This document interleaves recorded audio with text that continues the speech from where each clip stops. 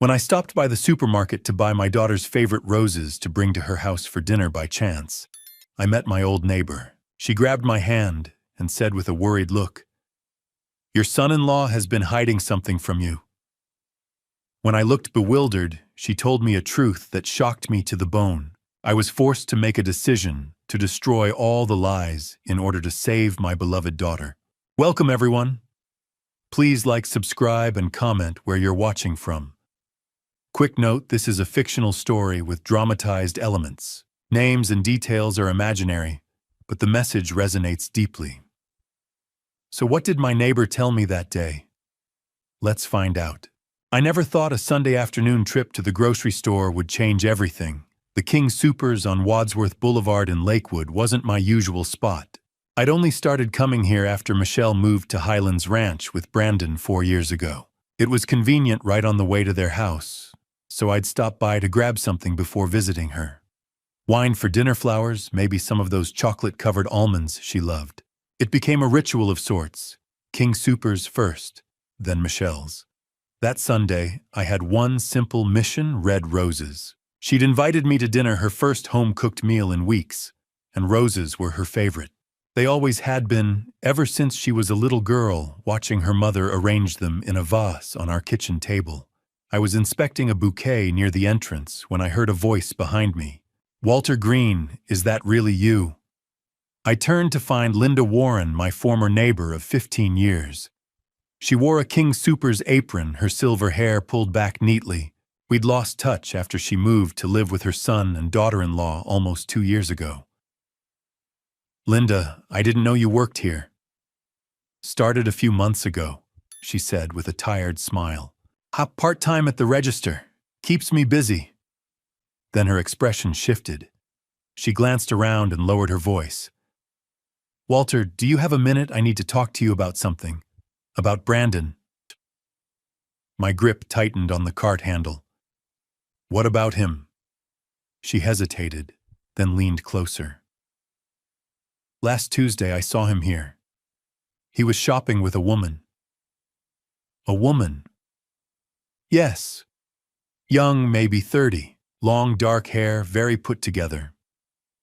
She was wearing a designer coat and had this diamond bracelet on her wrist. Big stones, the kind that catches the light." I tried to rationalize it. Maybe a co-worker?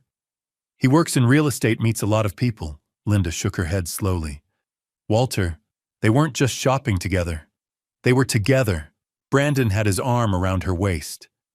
She was leaning into him, laughing. They were looking at each other the way married people do.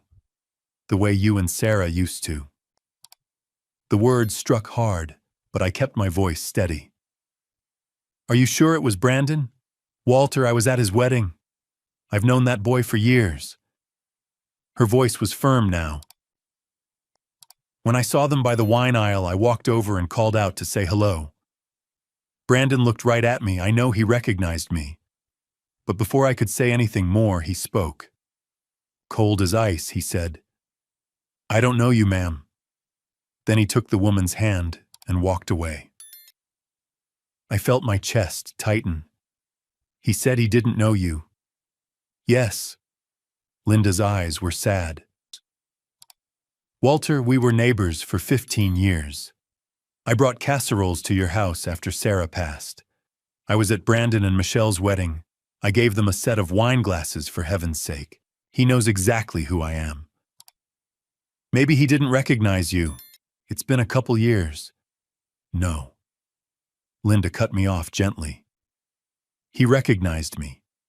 I saw it in his eyes. He just didn't want that woman to know who I was. And the way they were together, Walter. They looked like husband and wife. Not friends, not colleagues. A couple." My throat felt tight. "Did you see what they bought?" She nodded. "I was at the register when they checked out. Expensive wine, gourmet cheese, fresh flowers, roses actually. The total was over $200. He paid with a credit card without blinking. $200 on groceries for a casual Tuesday. Michelle had mentioned money was tight lately. She'd been picking up extra shifts at the hospital, and Brandon said his commission checks were smaller. That's why she'd sent him $25,000 a few months ago, her savings, to help pay for his mother's medical care. Brandon had said his mother Edith was sick and needed treatment, but standing there with Linda's words echoing in my mind, something didn't add up. "Thank you for telling me, Linda." She squeezed my arm. "I hope I'm wrong, Walter, but I couldn't not tell you. If it were my daughter." "I understand." She gave me a sad smile and walked back toward the registers. I stood there for a long moment staring at the roses in my hand. They were beautiful, deep red, full petals, the kind Michelle would love. But now they felt heavier somehow, like they carried the weight of what I'd just learned. I paid at the self-checkout, barely registering the total. My mind was spinning. "I don't know you, ma'am." A lie. A deliberate, calculated lie to a woman who'd been at his wedding. The way Brandon had his arm around that woman. The diamond bracelet. The expensive shopping while claiming money was tight. The $25,000 Michelle had sent for his supposedly sick mother. I walked out into the parking lot, the November air sharp against my face. The sun was starting to dip lower in the sky, casting long shadows across the asphalt. I could see my breath in small white puffs. I reached my truck and opened the door, carefully placing the roses on the passenger seat. For a moment, I just stood there, one hand on the doorframe, looking at those flowers. Maybe Linda was wrong. Maybe there was an explanation. But deep down, I knew better. I climbed into the driver's seat and started the engine. The heater kicked on, blowing cold air that would eventually warm up. I sat there for a moment, hands on the steering wheel, staring through the windshield at nothing in particular. Then, I put the truck in reverse and pulled out of the parking space. The drive to Highlands Ranch would take 30 minutes. 30 minutes to decide what to do. 30 minutes to figure out how to look my son-in-law in the eye and not let him see the suspicion growing in my chest like a slow-burning fire. I merged onto the highway, the roses beside me, and Linda's words played over and over in my mind. They looked like husband and wife. He said he didn't know me. Over $200 without blinking. My daughter was waiting for me. She'd be so happy to see the roses. She'd smile that beautiful smile and put them in a vase and tell me dinner was almost ready. And Brandon would be there too, smiling, playing the part of the loving husband. But now I would be watching, really watching. I gripped the steering wheel tighter and kept driving the bouquet of red roses sitting beside me, beautiful and silent, as the doubt in my heart grew with every passing mile. I pulled into Michelle and Brandon's driveway at 6:30 sharp, the roses still resting on the passenger seat. The house looked picture-perfect, white siding, black shutters, manicured lawn. But after my conversation with Linda, everything felt different. I grabbed the roses and walked to the front door. Before I could knock, it swung open. "Dad!" Michelle pulled me into a hug, her face lighting up. She'd traded her scrubs for jeans and a cozy sweater. "You brought roses. You didn't have to." "I wanted to," I said, handing them to her. She buried her face in the blooms and smiled. "They're beautiful. Come in, dinner's almost ready."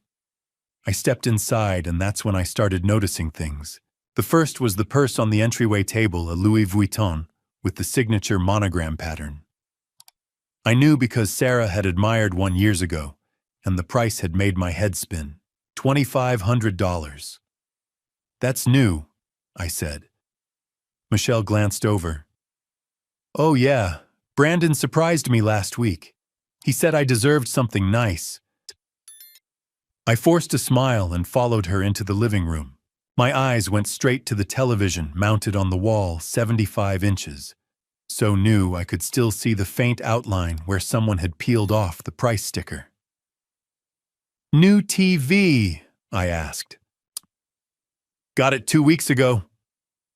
Brandon's voice came from the kitchen doorway. He walked in with a dish towel over his shoulder, grinning. 75 inches, 4K, the whole deal. Figured we'd treat ourselves. He extended his hand, and I shook it, studying his face. He looked the same as always, clean-cut, confident, polished. But now I couldn't help searching for cracks in that exterior. "Business must be good," I said. "Better than good." Brandon motioned for me to sit. Dio just closed a $2.5 million listing last month. Biggest commission check I've ever seen. The company gave me a bonus on top of it, KPI reward for hitting my quarterly targets. That's impressive. Yeah, it's been a great year. He leaned back casually. That's when I noticed the watch on his wrist, sleek silver with a black face, the Tag Heuer logo glinting under the lights. $2,000 at least. "Nice watch," I said. Brandon glanced at it and smiled. "Oh, treated myself after that last sale. Figured I'd earned it."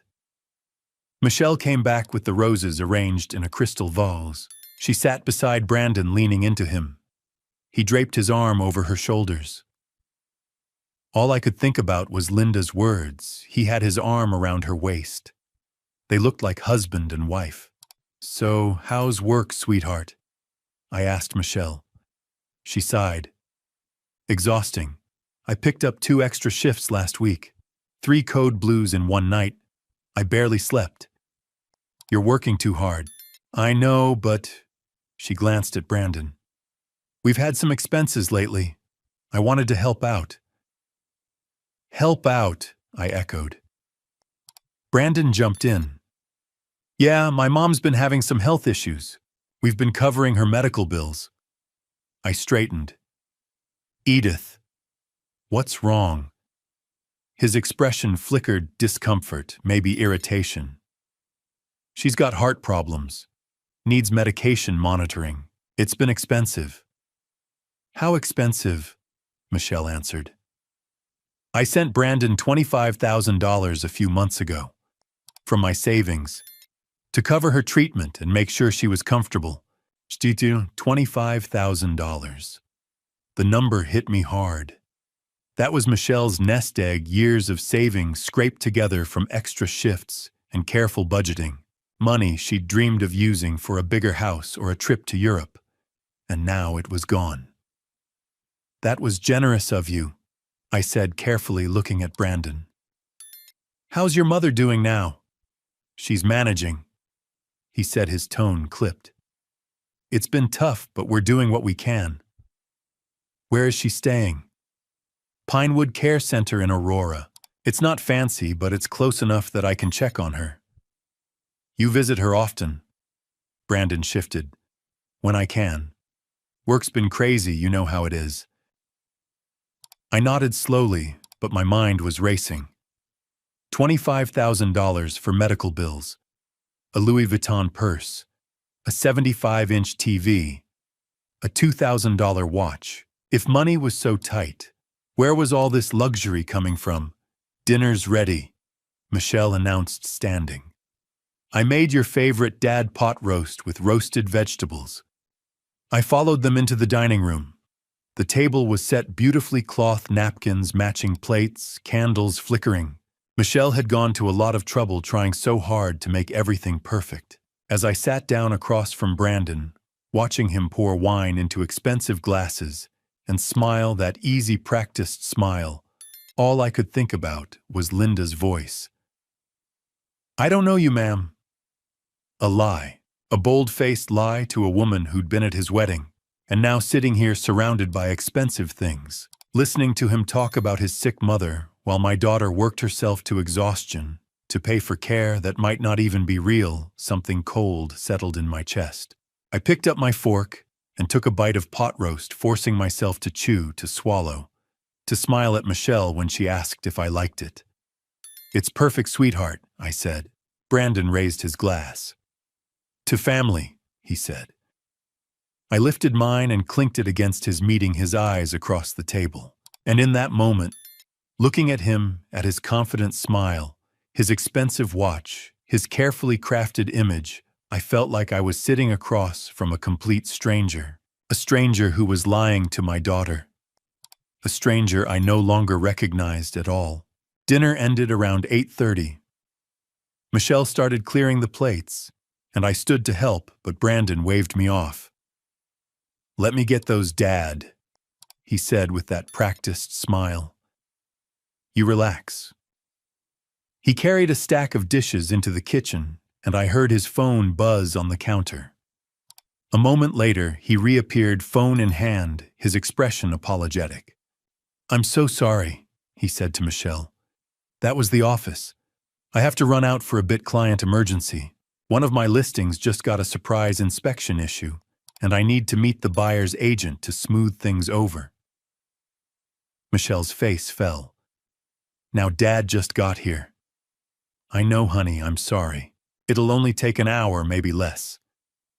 He kissed her forehead, grabbed his keys from the hook by the door, and looked at me. "Walter, great seeing you. We'll do this again soon, yeah." Before I could respond, he was out the door. The house fell quiet except for the soft clink of dishes as Michelle loaded the dishwasher. I stood in the living room, staring at the empty spot where Brandon had been sitting, my mind churning. An hour ago, I might have believed that story.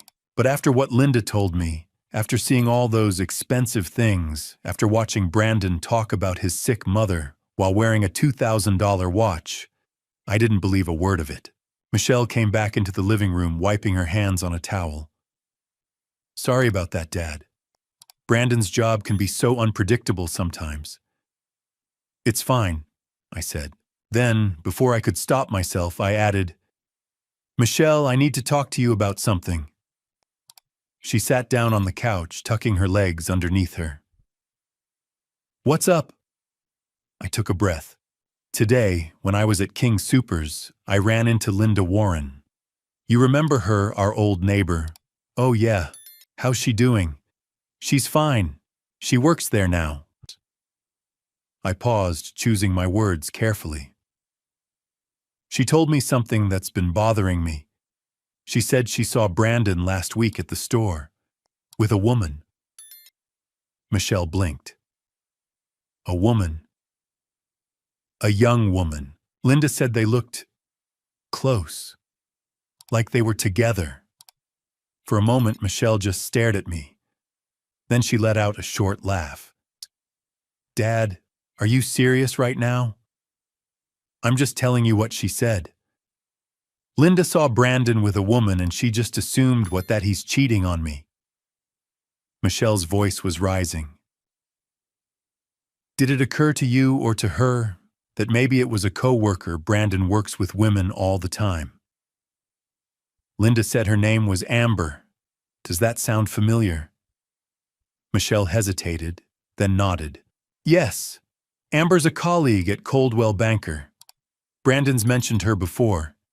She's been helping him with some of his bigger listings. Linda said they looked like more than colleagues." "Dad." Michelle stood up, her arms crossed. "What are you trying to say?" "I'm saying Linda knows Brandon. She was at your wedding. She wouldn't make something like this up. So you believe some random story from a woman you haven't talked to in 2 years over your own son-in-law?" Her voice was sharp, now defensive. "Over me? Michelle, I'm not trying to upset you. I just think." "You just think what, Dad?" She cut me off, her eyes flashing. "That Brandon's lying to me, that he's sneaking around. You've never liked him, have you?" "That's not true." "Yes, it is." Her voice cracked. "From the day I brought him home, you've been looking for reasons not to trust him. You never thought he was good enough. And now you're using some gossip from a grocery store to try to tear us apart." "Michelle, listen to me." "No." She shouted, and I saw tears forming in her eyes. "You listen to me. Brandon is my husband. He works hard to provide for us. He takes care of me. And yes, maybe he bought me a nice purse, maybe we got a new TV, so what? He earned that money. He deserves to enjoy it. What about the $25,000 you gave him?" She froze. "What about it? Where did it go, Michelle?" Because if his mother is so sick, if the medical bills are so high, why does he have money for luxury watches and expensive dinners? Her face went pale, then flushed red. How dare you? His mother is dying, and you're standing here accusing him of what, stealing from me. I'm not accusing anyone of anything. I'm just asking questions. Well, stop asking. She stepped toward me, her hands clenched into fists. You don't get to come into my house and interrogate me about my marriage. You don't get to make me doubt my husband because some old neighbor thinks she saw something. Michelle, get out. The words hit me like a slap. What? I said get out. Her voice was cold, now trembling with anger. I don't want you here. I don't want to hear another word about Brandon or Amber or Linda or any of this. Sweetheart, please. I'm trying to protect you. Protect me. She laughed bitterly. From what? From the man I love. From the life I've built, no dad. You're not protecting me. You're trying to destroy my marriage because you've never trusted him. Because you've never believed I could make my own decisions. That's not true. Yes, it is. Tears were streaming down her face now. You've been doing this my whole life. Ever since Mom died, you've been treating me like I'm still a little girl who needs you to save her. But I'm not. I'm 35 years old. I have a career, a husband, a life. And I don't need you coming in here and tearing it apart. I felt my own eyes sting. Michelle, I love you. I'm your father. I know what you want. Her voice broke. You want me to need you. But I don't. Not like this. So please just leave. I stood there frozen, searching her face for any sign that she didn't mean it. But all I saw was anger and hurt and something else, something that looked like fear. Fear that I might be right. Then if you walk out that door, she said quietly, don't call me, don't text me, just give me space. From now on, you're not my father.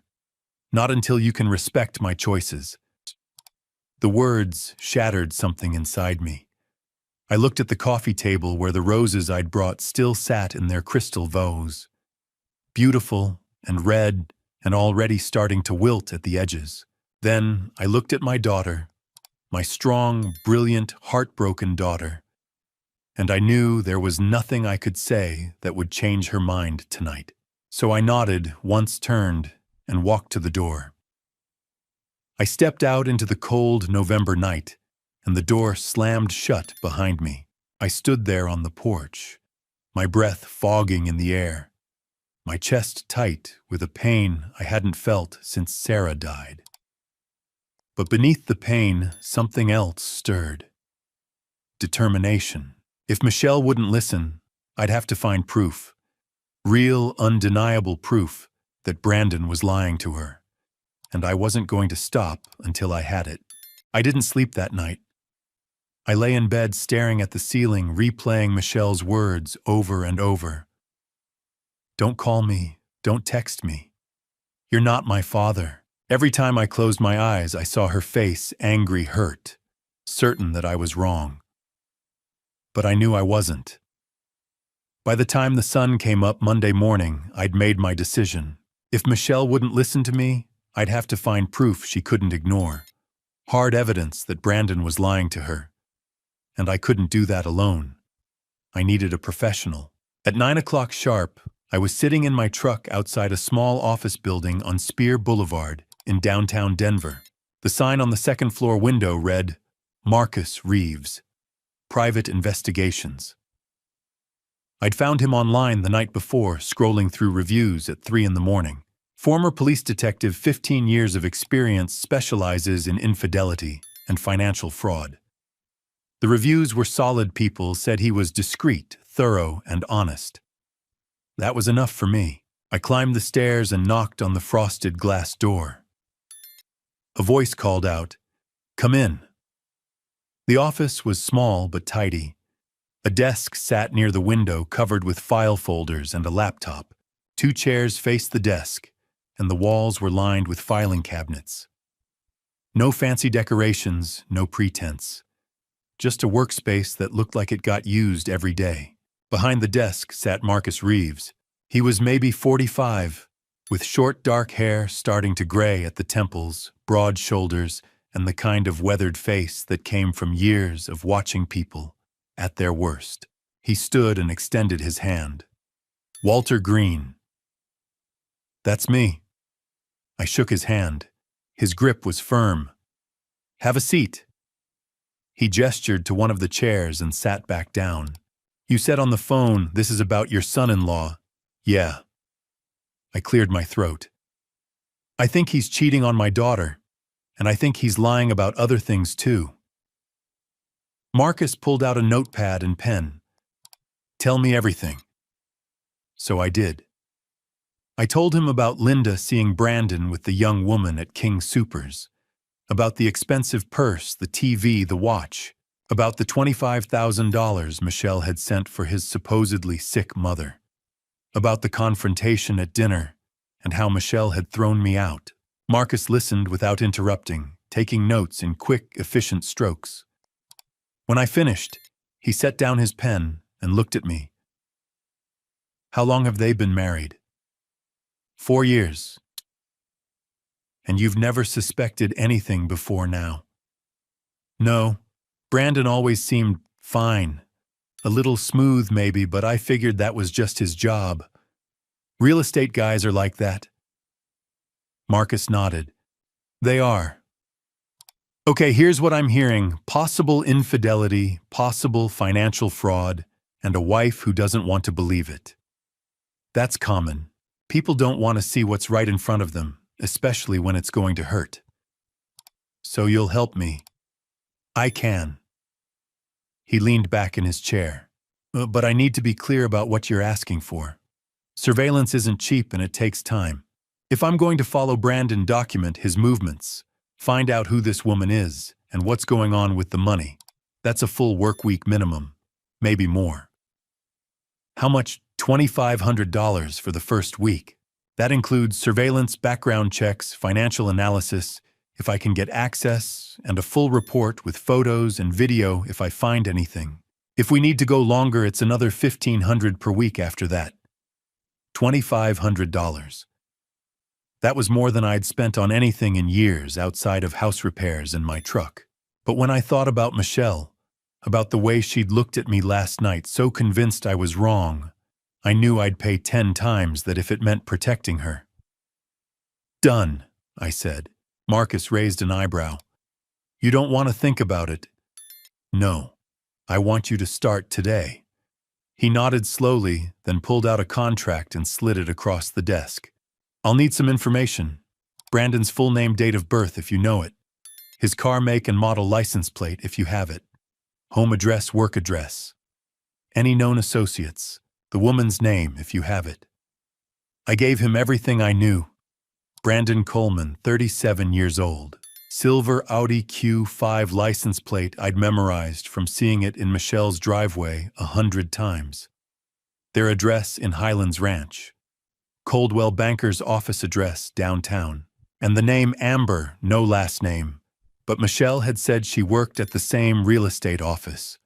Marcus wrote it all down. "This Amber, do you know anything else about her? Just that she's young, maybe 30.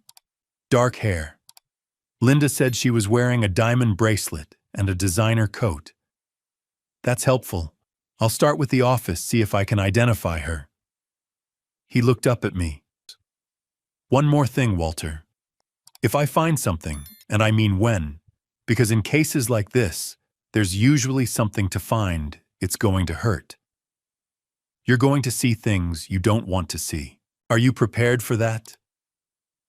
I thought about Michelle's face, her trust in Brandon, her belief that I was the one tearing her life apart. "I'm prepared," I said. Marcus nodded and stood, extending his hand again. "Then we have a deal. I'll start surveillance this afternoon. I'll send you daily updates, text, or email, whichever you prefer. Photos, locations, notes. If I find anything significant, I'll call you right away. Thank you. Don't thank me yet, he said. Let's see what we find first. I left the office and walked back to my truck. The November sky was gray and heavy, threatening rain. I sat behind the wheel for a moment, staring at the contract Marcus had given me, proof that I'd just hired a private investigator to follow my son-in-law. A week ago, I would have laughed at the idea, but now it felt like the only option I had left. I started the engine and drove home, my phone on the seat beside me, waiting for Marcus's first report. Waiting for the truth. The report started coming in Monday afternoon. I was sitting at my kitchen table nursing a cup of coffee that had gone cold an hour ago when my phone buzzed. A text from an unknown number. This is Marcus. First update attached. Call if you have questions. I opened the attachment with shaking hands.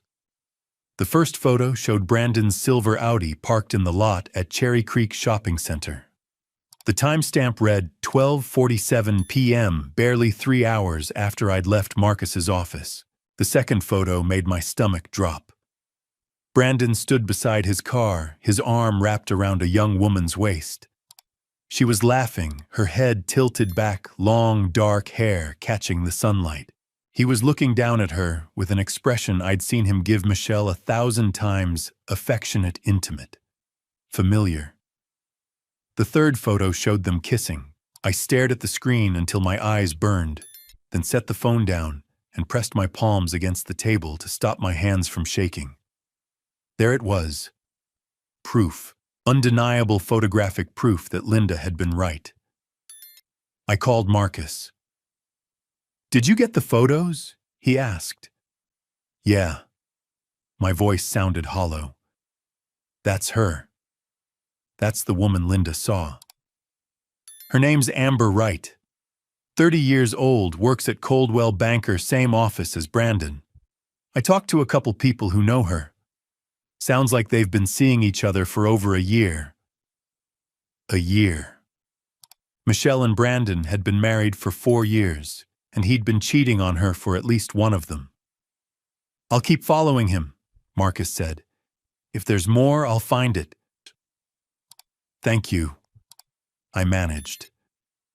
He hung up, and I sat there alone in my kitchen, staring at the photos on my phone, feeling like the floor had opened up beneath me. Tuesday's report came at 2 in the afternoon. This time, it was a video. Marcus had followed Brandon and Amber to Capitol Grill, an upscale steakhouse downtown. The footage showed them sitting at a corner table, candlelight flickering between them.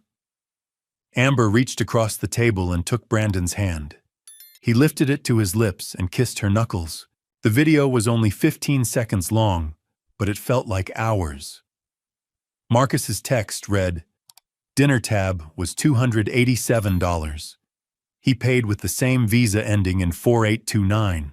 Credit card's in his name, but records show it's linked to a joint account with your daughter. Michelle's money. He was spending Michelle's money on another woman."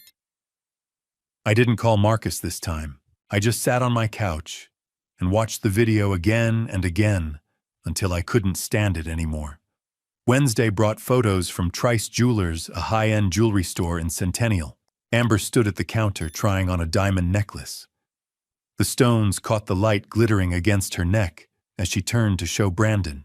He smiled and nodded, and the salesperson carefully placed the necklace back in its case. Marcus's text, "Pendant necklace, 1.5 carats, total weight. Price tag $3,847. He didn't buy it that day, but the salesperson said he came back the next morning and purchased it. Paid in full. Same Visa card. $3,847 for a woman who wasn't his wife. I felt sick. Thursday's update came with more video. Brandon and Amber walking out of Trice Jewelers. Brandon carried a small silver bag with the store's logo on it. As they reached his car, he stopped, pulled the necklace out and fastened it around Amber's neck. She threw her arms around him and kissed him right there in the parking lot. Marcus's text, total, confirmed spending so far jewelry $3,847. Restaurants, 3 dinners, $780. Shopping 2 trips to Cherry Creek, estimated $1,200. That's just what I've documented this week. Financial analysis shows similar patterns going back 8 weeks. Rough estimate he spent at least $11,000 on her in 2 months. $11,000. And that was just what Marcus could track. I sat at my kitchen table again, staring at the numbers, doing math I didn't want to do. Michelle had given Brandon $25,000 for his mother's medical care. If he'd spent $11,000 on Amber, where was the rest? I texted Marcus. What about his mother? Can you find out where she is? His response came 10 minutes later, already on it. I'll have an address by tomorrow. Friday morning, my phone rang. I found her, Marcus said. Edith Marshall, 77 years old. She's at a place called Pinewood Care Center in Aurora. It's a basic assisted living facility, not exactly expensive. I talked to the front desk, said I was a family friend. They told me she's been there for 6 months, pays rent with her social security checks. No extra funds, no medical treatments, beyond standard care. My blood went cold. No extra funds, none. Whatever money your daughter sent Brandon, it didn't go to his mother. I closed my eyes and leaned against the counter. Jesus. Walter. Marcus's voice was serious. I've been doing this a long time. This isn't just infidelity. This is financial fraud. He took $25,000 from your daughter under false pretenses and spent it on himself and his girlfriend. That's a crime. I know. What do you want to do? I opened my eyes and looked at the photos spread across my kitchen table, Brandon and Amber kissing, holding hands, laughing. The receipt from Trice Jewelers, the video of him fastening a diamond necklace around her neck, while Michelle worked 12-hour shifts at the hospital to make ends meet. I want everything, I said. Every photo, every receipt, every detail you can find. I'm going to show Michelle the truth, and she's going to have to face it. I'll send you the full report this afternoon, Marcus said. But Walter, there's one more thing you should do. What? Go see his mother. Talk to her yourself. If Michelle won't believe the photos, maybe she'll believe Edith. I nodded even though he couldn't see me. I will. Good luck, Marcus said, and hung up. I stood in my kitchen staring at my phone at the evidence of my son-in-law's betrayal, stacked up in texts and photos and cold, hard numbers. $25,000. Gone. And Michelle had no idea. At 1 o'clock, my phone buzzed one last time. Another text from Marcus' final report sent to your email. Pinewood Care Center address 2847 Peoria Street, Aurora, Colorado. Visiting hours 9 a.m. to 7 p.m. daily. Her room number is 14. I stared at the address for a long moment. Then I grabbed my keys. It was time to meet Edith Marshall. Saturday morning, I drove to Aurora. Pinewood Care Center sat on a quiet street lined with bare trees, a low brick building that looked like it hadn't been updated since the 70s. The parking lot was half empty, the asphalt cracked. A faded sign near the entrance read, Visiting hours 9 a.m. to 7 p.m. daily. I parked and sat for a moment staring at the building. This was where Brandon's mother lived. The woman Michelle had given $25,000 to help. I grabbed the small bag of groceries I'd brought, oranges, crackers, chocolate, and walked inside. The lobby smelled like disinfectant and overcooked vegetables. A tired-looking receptionist barely glanced up as I approached. I'm here to see Edith Marshall, I said. Room 14. She nodded toward a hallway. Down there, second door on the left. I walked down the narrow corridor, fluorescent lights buzzing overhead. I found room 14 and knocked gently. Come in, a thin voice called. The room was small, maybe 10 by 12 feet, a single bed with a faded floral blanket, a wooden dresser with a few framed photos, a small television on a rolling cart. The window overlooked the parking lot half covered by drawn blinds. Sitting in a worn armchair by the window was Edith Marshall. She was tiny, maybe 5 feet tall, barely 100 pounds. Her white hair was thin and pulled back in a bun, and she wore an oversized cardigan over a simple house dress. Her hands, resting on the chair arms, were gnarled with arthritis. "Mrs. Marshall," I said softly. She looked up, her pale blue eyes wary. "Yes. My name is Walter Green. I'm Michelle's father, Brandon's father-in-law." Her expression shifted surprise, then relief. "Michelle's father. Oh my goodness. Please sit down." She gestured to the bed. I set the groceries on the dresser and sat. "I brought you a few things." "That's very kind." Her voice trembled. "I don't get many visitors. Brandon doesn't come by." Her face fell. "No, he calls sometimes, maybe once a month. But he hasn't been here in 6 months. Maybe longer." 6 months. "What about Michelle? Does she visit?" Edith shook her head sadly. "No, but she calls. Or she tries to. She's such a sweet girl, always asking how I'm doing. But Brandon told me not to answer when she calls." I stared at her. "He told you not to answer?" "Yes. He said it would upset her to know how I'm really doing, that it's better if I don't talk to her." So I stopped picking up. Brandon hadn't just lied to Michelle. He'd actively blocked her from his mother. "Mrs. Marshall," I said carefully, "Michelle sent Brandon $25,000. She thought it was for your medical care. Treatments, medications, making sure you were comfortable." Edith's eyes went wide. $25,000. "Yes." She shook her head slowly. "I haven't seen a penny of that money. I pay my rent here with Social Security, $1,200 a month. That's all I have. The staff are kind, but this place isn't expensive, and I'm not getting any special treatments, just regular medications for blood pressure and arthritis." I felt like I'd been punched in the gut. "He told Michelle you were very sick, that you needed the money." "I'm not sick," Edith said, her voice breaking. "I'm just old and lonely." We sat in silence. I looked around the room, the thin blanket, the ancient television, the drafty window. Cold air seeped in despite the cardigan wrapped around her. "Mrs. Marshall, do you have a winter coat?" She blinked. "I have an old one, but it's worn out. The zipper's broken." "Brandon promised to buy you a new one, didn't he?" Her eyes filled with tears.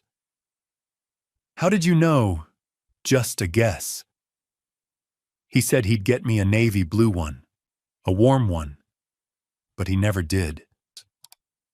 She wiped her eyes. "I don't mean to complain. He's my son. I'm sure he's busy. Too busy to visit his mother. Too busy to buy her a coat, but not too busy to spend $11,000 on his girlfriend." I stood up. "Mrs. Marshall, I'm going to buy you that coat. Navy blue, just like he promised. And I'm going to bring Michelle here to see you. Soon." Edith looked up at me, her eyes wide with hope. "You will, I promise." She reached out and took my hand, her grip weak but warm. "Thank you, Walter. You're a good man. Michelle is lucky to have you." I squeezed her hand gently and left. I sat in my truck, staring at the building. The image of Edith's cold, lonely room burned into my mind. $25,000. Michelle had given Brandon $25,000. Marcus had tracked $11,000 spent on Amber jewelry dinners shopping. That left $14,000. $14,000 that wasn't going to Edith's care. Wasn't going to medical bills or a better facility or the warm coat Brandon had promised her. Where had it gone? I pulled out my phone and called Marcus. I just met his mother, I said, and she's living in a bare room with broken heating, paying rent with Social Security. She hasn't seen a dime of that $25,000. Brandon's been lying about everything. Marcus was quiet for a moment. So, what's your next move? I looked back at the building at the window where Edith's room was. I thought about Michelle working herself to exhaustion, trusting the man she loved. I thought about Brandon kissing Amber in parking lots, fastening diamond necklaces around her neck, spending money that wasn't his, while his own mother sat alone in a cold room waiting for a coat he'd never buy. I'm going to find out where the rest of that money went, I said, and then I'm going to show Michelle everything. Every photo, every receipt, every lie. Good, Marcus said. I'll keep digging. I hung up and started the engine. $14,000. Brandon had stolen from Michelle, abandoned his mother, lied to everyone, and I was going to make sure he paid for it. I was still sitting in my truck outside Pinewood Care Center when my phone buzzed at 3 o'clock Saturday afternoon. An email from Marcus. The subject line read, "Urgent, found something big." I opened it. Walter, I dug into Brandon's credit card records from the past 2 months. November 3rd to 7th, he told Michelle he was going to San Diego for a real estate conference. That was a lie. I traced his hotel booking to the St. Regis Aspen Resort in Colorado. 4 nights, $1,350 total, paid with his visa ending in 4829. Amber Wright posted photos from Aspen on social media. During those exact dates, she deleted them after 24 hours. But I got screenshots before they disappeared. I'm attaching everything. Call me. My hands shook as I scrolled through the attachments. The first was a screenshot from Amber's social media. The photo showed her standing on a snow-covered balcony mountains in the background, wearing a fur-trimmed coat and holding a glass of champagne. The caption read, "Living my best life." The location tag, St. Regis Aspen Resort. The date, November 4th, 2024. The second attachment was a hotel receipt. St. Regis Aspen Resort. Guest name, Brandon Coleman. Check-in, November 3rd, check-out, November 7th. Room rate, $337.50 per night. Total, $1,350. Payment method, Visa ending in 4829. The same card he'd used to buy Amber's necklace. The same card linked to the joint account he shared with Michelle. I kept scrolling.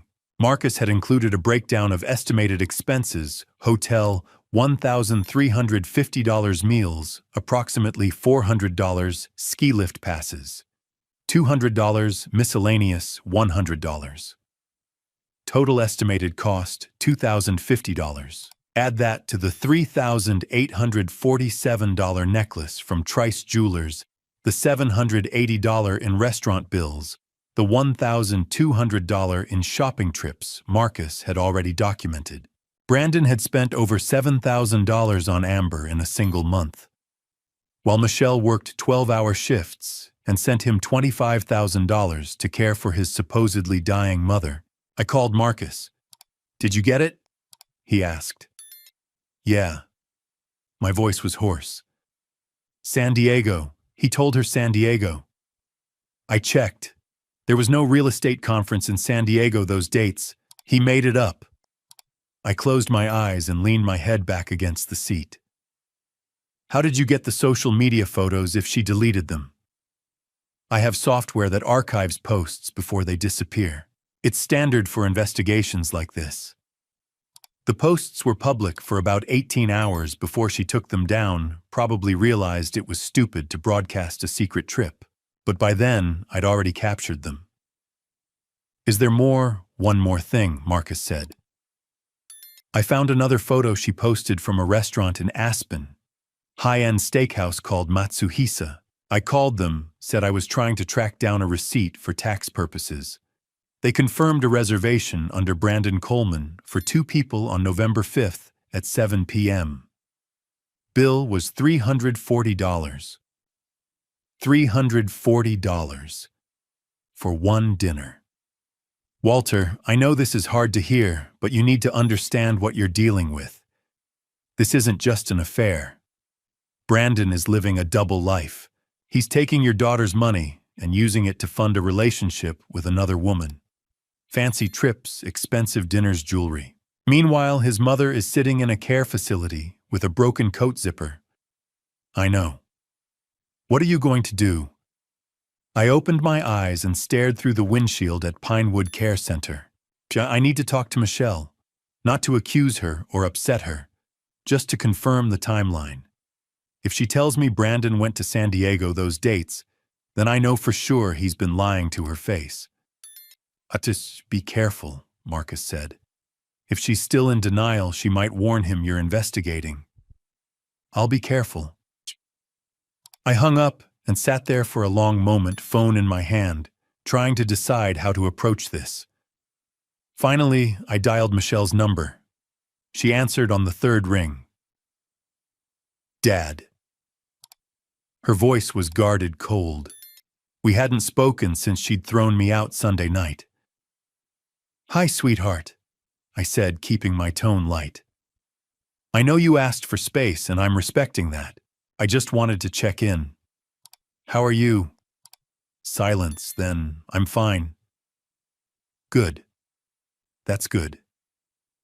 I paused. I was thinking about Brandon's work. He mentioned he travels a lot for showings and conferences. Does he go out of town often? Sometimes. Why? No reason. Just curious. Has he had any trips recently? Another pause. He went to San Diego a couple weeks ago. A real estate conference. He was gone 4 days. My chest tightened. Early November. Yeah, November 3rd through the 7th. Why are you asking? Just making conversation. I forced myself to sound casual. How was it? Did he enjoy the conference? I think so. He said it was exhausting, lots of networking, late meetings. He came home pretty tired. Tired. Because he'd been skiing in Aspen with his girlfriend, not attending a conference in San Diego. That sounds tough, I said. Well, I'm glad he's working hard. Dad, why are you really calling? I just miss you, Michelle. I hate how we left things. Her voice softened slightly. I miss you too. But I meant what I said. I need you to trust me and my marriage. I know. I'm trying. We talked for a few more minutes, small talk, careful and strained, and then she said she had to go. I told her I loved her. She hesitated, then said it back. When I hung up, I stared at Marcus's email on my phone. Michelle had just confirmed it. Brandon told her he went to San Diego for a conference from November 3rd to 7th. But he hadn't. He'd gone to Aspen with Amber and spent over $2,000 of Michelle's money doing it. I sat there in the parking lot of Pinewood Care Center looking at the photos on my screen. Amber on the balcony with champagne. Brandon's name on the hotel receipt. The restaurant bill. The ski passes. My daughter was working herself to exhaustion, trusting her husband completely. And he was lying to her face. Over and over again. I realized then, with painful clarity, that Michelle wouldn't believe me if I just told her. She'd already chosen Brandon's word over mine once. She'd thrown me out of her house for even suggesting he was unfaithful. But she couldn't argue with proof. Hard evidence. Photos, receipts. A paper trail she couldn't deny. I needed more than what I had. I needed everything. Monday afternoon at 2 o'clock, I walked into the Coldwell Banker office on Grant Street in downtown Denver. The building was modern, all glass and polished steel, with the company logo gleaming above the entrance. I'd driven past it 100 times, but never been inside. Now, standing in the marble lobby, I felt like I was stepping into enemy territory. I took the elevator to the third floor and pushed through the glass doors into the real estate office. The space was open and bright, with rows of desks separated by low partitions. Framed photos of expensive homes lined the walls. A handful of agents sat at their computers talking on phones or typing away. At the front desk sat a young woman with blonde hair pulled back in a sleek ponytail. Her name tag read, Jessica. I approached with what I hoped was a friendly smile. Good afternoon. I'm looking for Brandon Coleman. Is he available? Jessica looked up and smiled back. Oh, Brandon. He's out to lunch right now. He should be back in about 30 minutes. Are you here for a showing? Actually, I was hoping to discuss listing my house. A friend recommended Brandon. That's great. He's one of our top agents. She glanced at her computer screen. Let me check his schedule. Can I get your name, Walter Green? As she typed, she said casually, Brandon just left about 20 minutes ago. He went to lunch with Amber, his girlfriend. They usually go to that Italian place down the street on Mondays. I froze. His girlfriend. I kept my voice steady. Yeah, Amber, right. She works here too. She's one of our newer agents. They've been together for like over a year now. Super cute couple. Jessica smiled, oblivious to the bomb she'd just dropped. My heart was pounding, but I forced myself to stay calm. I didn't know Brandon had a girlfriend. That's nice. Oh yeah, they're pretty serious. She's really sweet. Let me see if I can get you on his calendar for later this week. Excuse me. A man's voice interrupted. I turned to see a guy in his 40s walking over wearing a dress shirt with the sleeves rolled up. He extended his hand. I'm Tom Mitchell, one of the senior agents here. I couldn't help overhearing. You're looking to list a property. I shook his hand. Walter Green. Yes, potentially. Great. Brandon's excellent, but if you'd like, I can help you while you wait. Want to grab a coffee in the break room? Sure. I followed Tom to a small break room in the back, a kitchenette with a coffee maker, a table, and a few chairs. He poured 2 cups and handed me one. So, Tom said, sitting down. You're a friend of Brandon's. Actually, I'm his father-in-law. Tom blinked. Father-in-law? Yeah, he's married to my daughter Michelle. Tom's face went completely blank. He stared at me like I'd just spoken a foreign language. Married? Yes, 4 years now. Tom set his coffee down slowly. I'm sorry, are we talking about the same Brandon Coleman, tall guy, dark hair, drives a silver Audi? That's him. Brandon's married? Tom's voice rose slightly. Are you sure? Positive. I was at the wedding. Tom leaned back in his chair, rubbing his face. Jesus Christ, I've worked with Brandon for 3 years. I've never heard him mention a wife. Not once. My chest tightened. Never. He talks about Amber all the time, where they went for dinner trips, they're planning gifts he's buying her. The whole office knows they're together. But a wife? Tom shook his head. He's never said a word. What about social events, office parties? Does he bring anyone? He brings Amber, every time. Last year's Christmas party, the summer picnic, happy hours. It's always Amber. Tom looked genuinely disturbed now. Walter, I'm being straight with you. Everyone here thinks Brandon's single. Well, not single anymore because of Amber, but definitely not married. I felt like I'd been punched in the stomach. So he's been pretending Michelle doesn't exist. I guess so. I mean, damn, I had no idea. Tom paused. Does your daughter know about Amber? She knows Amber's name. Brandon told her Amber's a colleague. Nothing more. Tom let out a long breath. Man, that's messed up. I'm really sorry. I wouldn't have said anything if I'd known. No. I cut him off. I'm glad you did. I needed to hear it. We sat in silence for a moment. From the main office, I could hear phones ringing, people talking, the hum of daily business. Normal sounds. But nothing about this felt normal. How long did you say they've been together? I asked. Brandon and Amber. Over a year at least. Maybe longer. They started getting close around last summer, I think. July or August. By fall, it was pretty obvious they were a couple. Over a year. My mind raced doing the math. Michelle and Brandon had their third wedding anniversary last June, which meant he'd started seeing Amber barely a month later.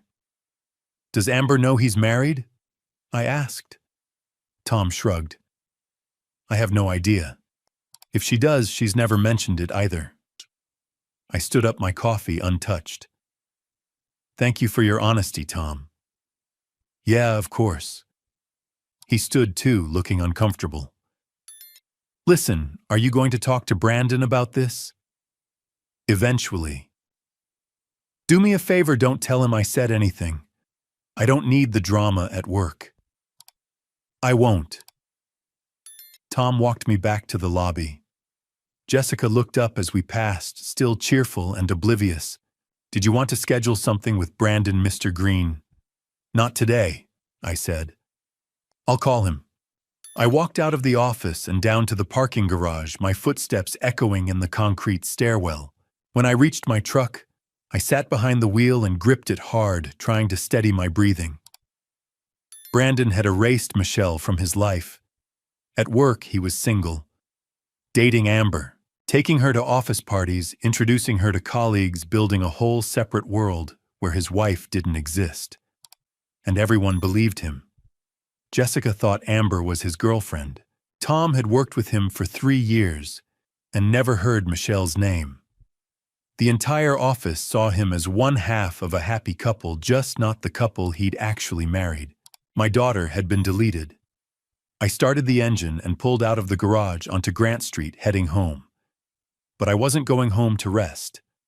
I was going home to call Marcus, because now I had everything I needed.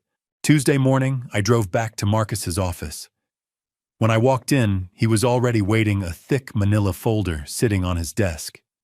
He gestured to the chair across from him. This is everything, he said, tapping the folder. Every photo, every receipt, every detail I could find. It's all here. I sat down and he slid the folder across the desk. I opened it. The first page was a timeline, dates, locations, events, all laid out in neat columns. November 3 to 7, Aspen trip with Amber Wright. November 10, jewelry purchase at Trice Jewelers, $3,847. November 12th, dinner at Capitol Grill, $287. On and on, a chronicle of betrayal spelled out in black and white.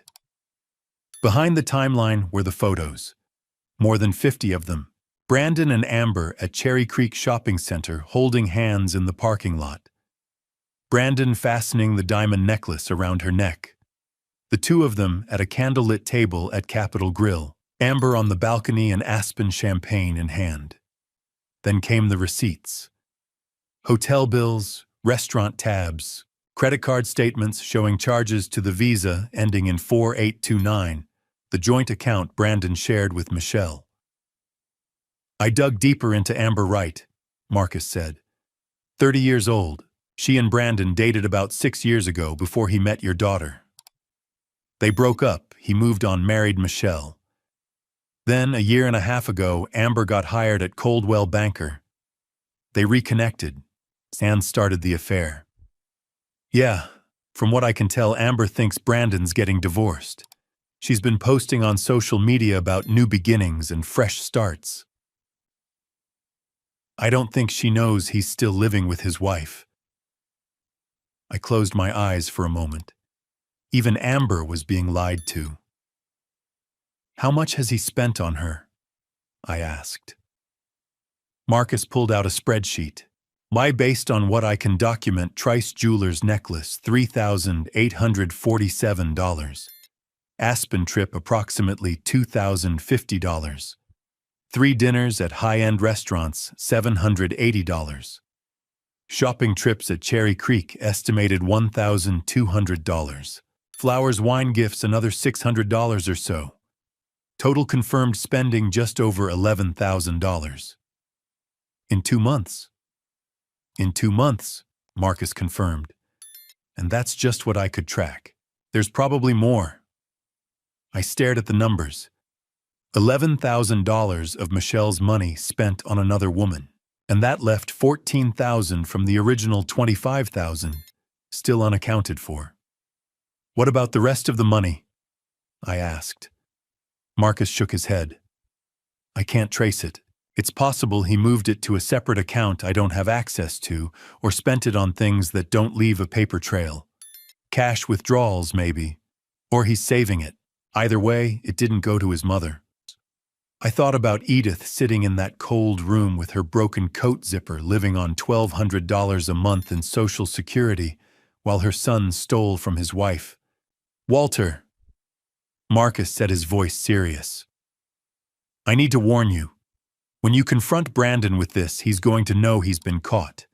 And cornered people do unpredictable things. He might get angry. He might threaten you or Michelle or both. Be prepared. I will. Do you have a plan? Yeah. I looked down at the folder.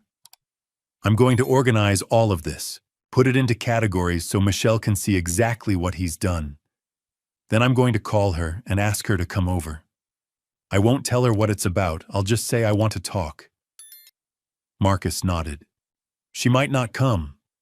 She was pretty clear about needing space. I know. That's why I'm going to use something she can't refuse. What's that? I hesitated, then said, my wife Sarah had a pearl necklace. It was her mother's, passed down through the family. When Sarah died, I kept it. I've been meaning to give it to Michelle for years, but I was waiting for the right moment. She knows about it. She's asked about it before. And you're going to use it as bait. Yeah. The word tasted bitter. I'll tell her I want to give it to her. That it's time. She'll come. And when she does, I'll show her everything. Marcus leaned back in his chair. That might work. Just be ready for her reaction. Denial, anger, maybe even blaming you for digging into her marriage. It's not going to be easy. I know. He stood and extended his hand. Good luck, Walter. I hope she listens. I shook his hand, gathered the folder, and left. Back home, I spread everything out on my kitchen table. Photos, receipts, timelines, notes. I spent the rest of the day organizing it into 5 folders, each one labeled clearly. Folder 1, The Office. Jessica's comments about Amber being Brandon's girlfriend. Tom's confirmation that no one at Coldwell Banker knew Brandon was married. A printout of the company directory showing both Brandon and Amber's names. Folder 2, The Affair. Photos of Brandon and Amber together. Kissing in parking lots. Holding hands at restaurants. The diamond necklace. Folder 3, The Aspen Trip. The hotel receipt from St. Regis Aspen Resort. Screenshots of Amber's social media posts. The restaurant bill from Matsuhisa. Proof that Brandon lied about going to San Diego. Folder 4, The Money. A breakdown of the $11,000 Marcus had traced. The $25,000 Michelle had sent Brandon. The math showing how much was missing. Folder 5, the mother. Photos I'd taken of Edith's room at Pinewood Care Center. Notes from my conversation with her. Proof that she'd received no money, no care, nothing. When I finished, I sat back and looked at the 5 folders lined up on my table. Then I went to my bedroom and opened the top drawer of my dresser. Beneath a stack of old t-shirts wrapped in a velvet cloth was Sarah's pearl necklace. I carried it back to the kitchen and set it beside the folders. The pearls gleamed softly in the afternoon light, delicate and beautiful. Sarah had worn it on our wedding day, on Michelle's baptism, on every anniversary we'd celebrated together. Now I was going to use it as bait to lure my daughter into facing a truth she didn't want to see. I picked up my phone and stared at Michelle's name in my contacts. Then I set the phone down. Not yet. I needed to be ready. I needed to make sure I could stay calm, stay strong, no matter how Michelle reacted. I looked at the necklace, at the folders, at the evidence of my son-in-law's betrayal, and I knew that tomorrow I would make the call. Tomorrow Michelle would have to face the truth. Wednesday morning at 10 o'clock, I sat at my kitchen table staring at my phone. The 5 folders were stacked neatly in front of me. Sarah's pearl necklace sat in its velvet case beside them. Everything was ready. I just had to make the call. I picked up the phone, took a deep breath, and dialed Michelle's number. It rang 3 times. 4. I was starting to think she wouldn't answer when I heard her voice. "Dad." She sounded guarded, tired, like she'd been expecting this call, but dreading it. "So, hi, sweetheart," I said, keeping my voice gentle. "I know you asked for space, and I've been trying to respect that. But I need to talk to you." Silence on the other end. Then, about what? Not about Brandon. Not about anything that happened last week. "I promise." I paused.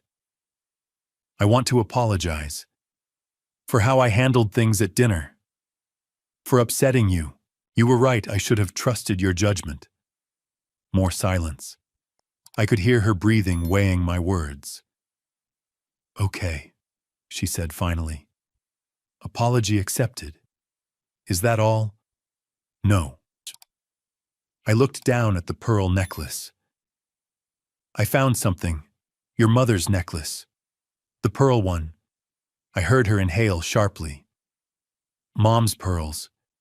"Yeah, I've been looking for it for months. I knew it was somewhere in the house, but I couldn't remember where I'd put it after she—" I let the sentence trail off. "Anyway, I found it yesterday, in the back of my dresser." "Dad." Michelle's voice softened, and I could hear the shift immediately. "You found it." "I did, and I want you to have it. Your mother always said it should be yours." Michelle was quiet for a long moment. I knew what that necklace meant to her.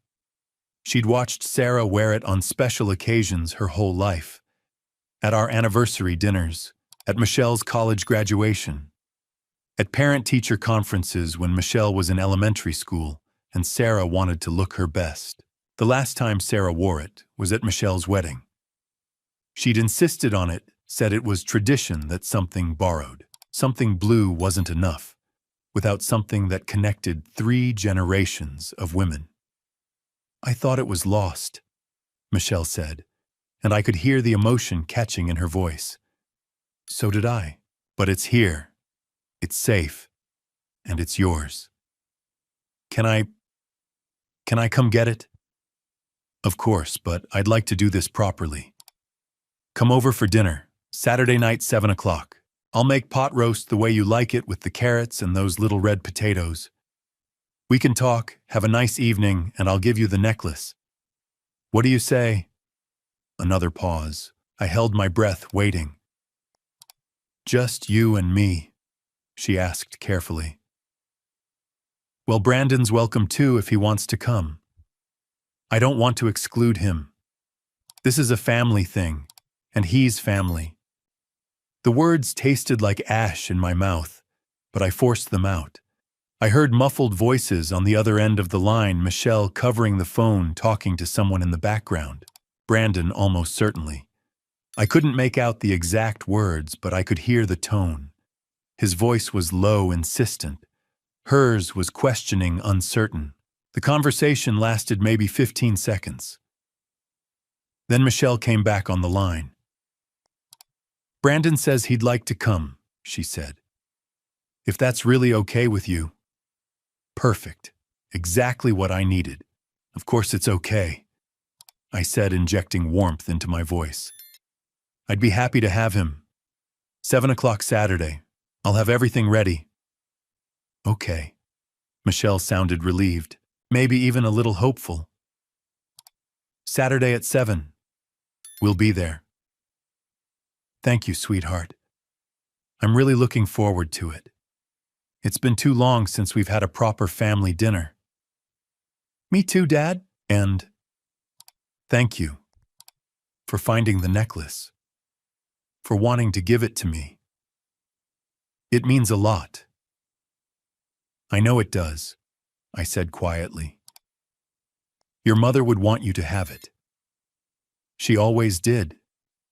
I love you, Dad." The words hit me harder than I expected. "I love you too, sweetheart. More than you know." We said our goodbyes and I hung up. I sat there for a long moment, phone still in my hand, staring at the 5 folders on the table. My heart was pounding. My hands were shaking slightly. Saturday, 7 o'clock. Michelle and Brandon would walk through my door expecting a reconciliation dinner and a family heirloom. Instead, they'd get the truth. All of it. I set the phone down and picked up Sarah's pearl necklace. The pearls gleamed softly in the morning light, smooth and perfect. Sarah had worn this on our wedding day, on the day Michelle was born, on every important occasion for 30 years. And now I was using it as bait to lure my daughter into the hardest conversation of her life. "I'm sorry, Sarah," I whispered to the empty kitchen, "but I have to do this. I have to save her." I placed the necklace carefully back in its velvet case and closed the lid. Then I looked at the 5 folders again. Each one contained a piece of Brandon's betrayal. Each one held proof that would shatter Michelle's world. But it had to be done. Because Brandon was coming. He'd taken the bait just like I'd hoped. He probably thought this was his chance to smooth things over, to play the loving son-in-law, to prove to Michelle once and for all that her father was the problem. He had no idea what was waiting for him. I stood up and walked to the window, looking out at the cold November morning. 3 more days. 72 hours until Saturday night. 3 more days to prepare myself for what I was about to do. I thought about Michelle's voice on the phone. The way it had softened when I mentioned the necklace. The way she'd said, "I love you, Dad," before hanging up. In 3 days, she might never say those words to me again. But if it meant saving her from a man who was bleeding her dry, stealing from her, lying to her face every single day, then I'd accept that. I turned back to the table and looked one more time at the evidence of Brandon Coleman's betrayal. The office folder, the affair folder, the Aspen folder, the money folder, the mother folder. 5 folders that would destroy a marriage. 5 folders that would break my daughter's heart. But 5 folders that told the truth. And the truth was all I had left to give her. I picked up my keys and headed to the grocery store. I had a pot roast to make. Saturday at 7 o'clock, Brandon Coleman would walk into my house thinking he'd won. But by the end of the night, he'd know exactly what it felt like to lose everything. Because that's what he'd taken from my daughter. And I was going to make damn sure she got it back. Thursday morning, I woke up before dawn. I couldn't sleep. Every time I closed my eyes, I saw Michelle's face, the way she'd look when I showed her the folders. The betrayal, the heartbreak, the anger. But I had to do this. So I got up, made coffee, and started preparing. By 8 o'clock, I was at the grocery store. I walked the aisles, slowly picking out everything I needed for pot roast. A good cut of beef chuck, thick and marbled, fresh carrots, small red potatoes, yellow onions, a bottle of red wine, nothing too expensive, just something decent to deglaze the pan. Fresh thyme and rosemary from the produce section. At the checkout, the clerk smiled and asked if I was having company. "My daughter," I said, "and her husband." "That's nice. I hope you have a wonderful dinner." I nodded and paid, knowing that wonderful wasn't the word I'd use for what Saturday night was going to be. I drove home and unpacked the groceries, putting everything away carefully. Then, I spent the rest of Thursday morning cleaning. I vacuumed the living room, dusted the shelves, wiped down the coffee table where the folders would sit. I wanted everything to be perfect, or as perfect as it could be for what I was about to do. In the afternoon, I moved to the kitchen. I scrubbed the counters, cleaned out the refrigerator, made sure I had enough plates and silverware. Sarah's good china was still in the cabinet, white with delicate blue flowers around the edges. I took it down, washed each piece by hand, and set it aside to dry. By evening, the house looked better than it had in months. Almost like Sarah was still here, keeping everything in order. I sat down at the kitchen table with the 5 folders spread in front of me. I opened each one, reading through the contents again. The photos, the receipts, the notes from my conversation with Tom at Coldwell Banker, the timeline of Brandon's lies. I rehearsed what I was going to say, how I'd start, how I'd present each piece of evidence, how I'd stay calm when Michelle got angry and she would get angry. I practiced in front of the bathroom mirror, speaking out loud to my own reflection.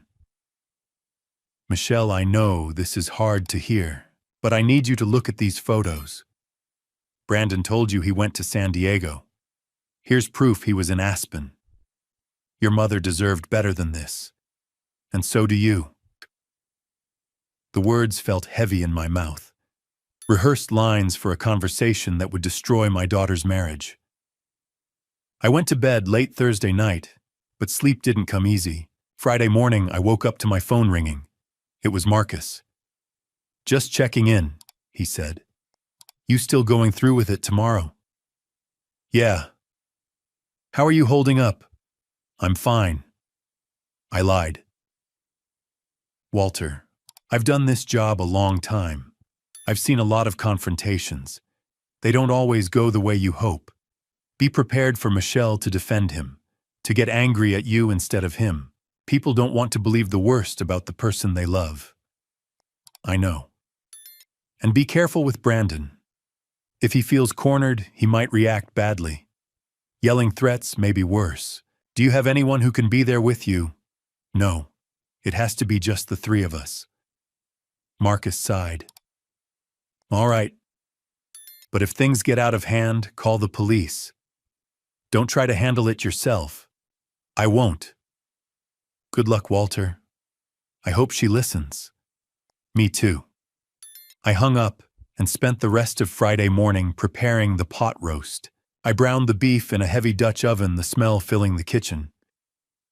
Then I added the wine, the broth, the vegetables, the herbs. I covered it and slid it into the oven on low heat, letting it cook slowly the way Sarah used to do it. By noon, the house smelled like home, like family dinners and Sunday afternoons and everything Michelle associated with safety and love. I hated that I was using that against her. At 6 o'clock Friday evening, I took the 5 folders and carried them into the living room. I opened the cabinet under the coffee table and placed them inside, hidden but ready. All I'd have to do tomorrow was reach down and pull them out. Then I went back to the kitchen and checked the pot roast. It was perfect, the meat falling apart, the vegetables tender. I turned off the oven and let it rest. At 6:45, I set the dining room table.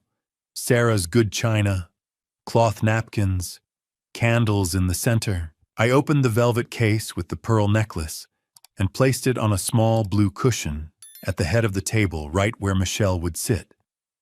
The pearls gleamed in the candlelight. I stood there for a moment looking at the table. It looked beautiful, like a celebration. But it wasn't. It was a trap. I checked my watch. 6:55. Michelle and Brandon would be here any minute. I walked to the living room and stood by the window watching the street. The sun had already set and the neighborhood was quiet. A few houses had their porch lights on. Somewhere down the block, a dog barked. Then I saw headlights turn onto my street. A silver Audi. My heart started pounding. The car pulled into my driveway and stopped. The engine cut off. The doors opened. Michelle stepped out first, wearing a dark blue dress and a coat. Brandon followed, dressed in slacks and a button-down shirt. They looked like they were going to a nice dinner. They had no idea. I moved away from the window and walked to the front door. 6:58. The doorbell rang. I closed my eyes, took a deep breath, and opened the door. At 7 o'clock, Michelle and Brandon stepped into my house. Michelle looked around, taking in the clean living room, the smell of pot roast wafting from the kitchen. She smiled, but it was tentative, guarded. The tension from our last conversation still hung between us. "Hi, Dad," she said again, softer this time. Come in," I said, stepping aside. "Let me take your coats." Brandon handed me his jacket, flashing that practiced smile of his. "Thanks for having us, Walter. How've you been?" "Good," I lied. "Really good. Come on, dinner's just about ready." I led them into the dining room. Michelle's eyes went immediately to the table, the candles, the good china, the pearl necklace sitting on its blue velvet cushion at her place setting. She gasped. "Dad, is that your mother's pearls?" I finished. "Go ahead, take a look." She walked over slowly, almost reverently, and picked up the necklace. The pearls gleamed in the candlelight as she held them up, her eyes filling with tears. "It's beautiful," she whispered. "I can't believe you found it. I told you I would." She looked at me, and for a moment the tension between us dissolved. "Thank you. You can put it on after dinner if you want. For now, let's eat." We sat down, Michelle and Brandon on one side of the table, me across from them. I served the pot roast, spooning the tender beef and vegetables onto their plates. Steam rose from the food, and for a few minutes the only sound was the clink of silverware against china. "This is delicious, Dad," Michelle said, breaking the silence. "Your mother's recipe. I'm glad you like it." Brandon cut into his beef and nodded. "Really good, Walter. You're a great cook." "Thanks." The conversation was stilted, polite, like we were all strangers trying to make small talk. I watched Brandon as he ate, the way he smiled at Michelle, the way he touched her hand briefly when she passed him the salt. He looked relaxed, confident. He had no idea what was coming.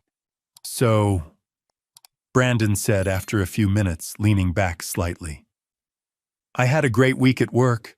Closed 2 deals, both of them big ones. Commission's looking good. Should be around 15,000 for the month." "That's impressive," I said, keeping my voice neutral. "Yeah, it's been a strong quarter. I'm actually thinking about upgrading my car, maybe trade in the Audi for something newer." Michelle glanced at him. "I thought we were saving for a down payment on a bigger house." "We are," Brandon said smoothly. "But we can do both. Business is good, honey. We can afford it." I said nothing, just took another bite of pot roast. $15,000. Another round of lies, another performance. Michelle turned to me. "Dad, can I see the necklace again? After dinner?" "Of course," I said. "I'll give it to you properly, in the living room with coffee. Your mother would have wanted it that way."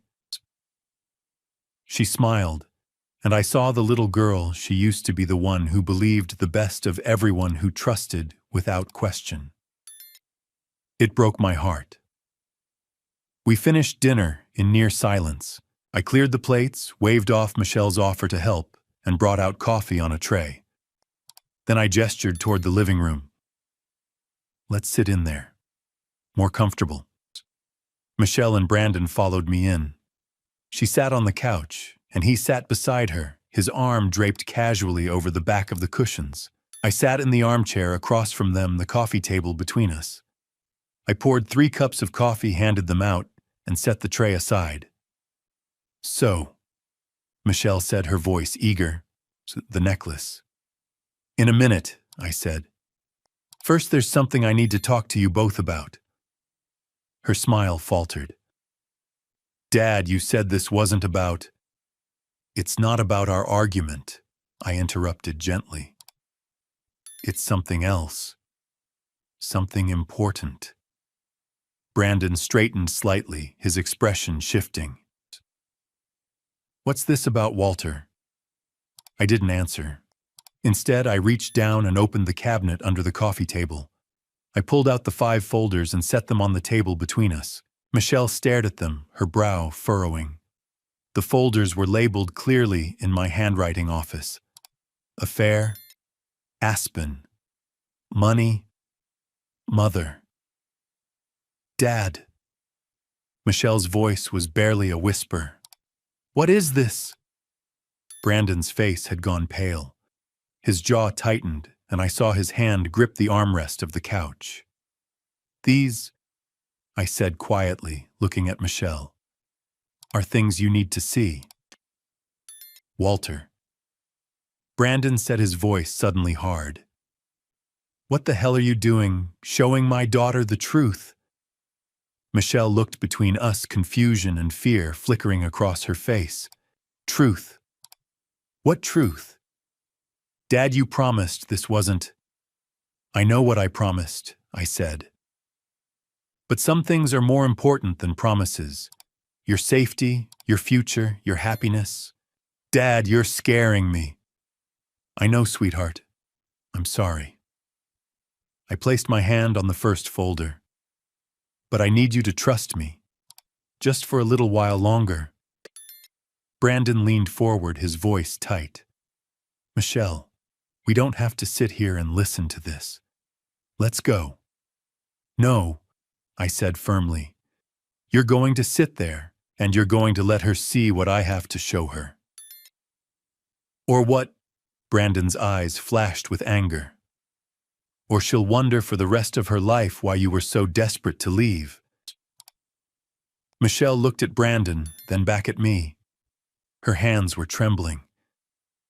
Dad, what is this? I took a deep breath and opened the first folder. Inside were printouts, photos I'd taken of the Coldwell Banker office directory, showing both Brandon's and Amber's names. Notes from my conversation with Tom, a handwritten statement from Jessica, the receptionist. I slid the first page across the table toward Michelle. Last Monday, I said, my voice steady. I went to Brandon's office. I told the receptionist I was looking for him. She said he'd gone to lunch. I paused. With Amber, his girlfriend. Michelle's eyes went wide. What? That's what she said. Brandon's out with Amber, his girlfriend.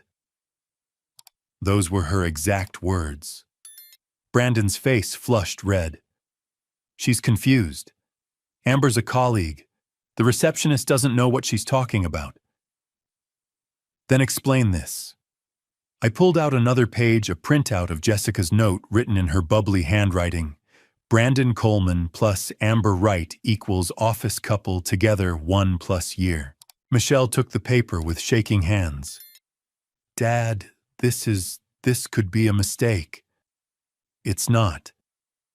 I picked up my phone and played the recording I'd made of Tom. Tom's voice filled the room. Brandon's married.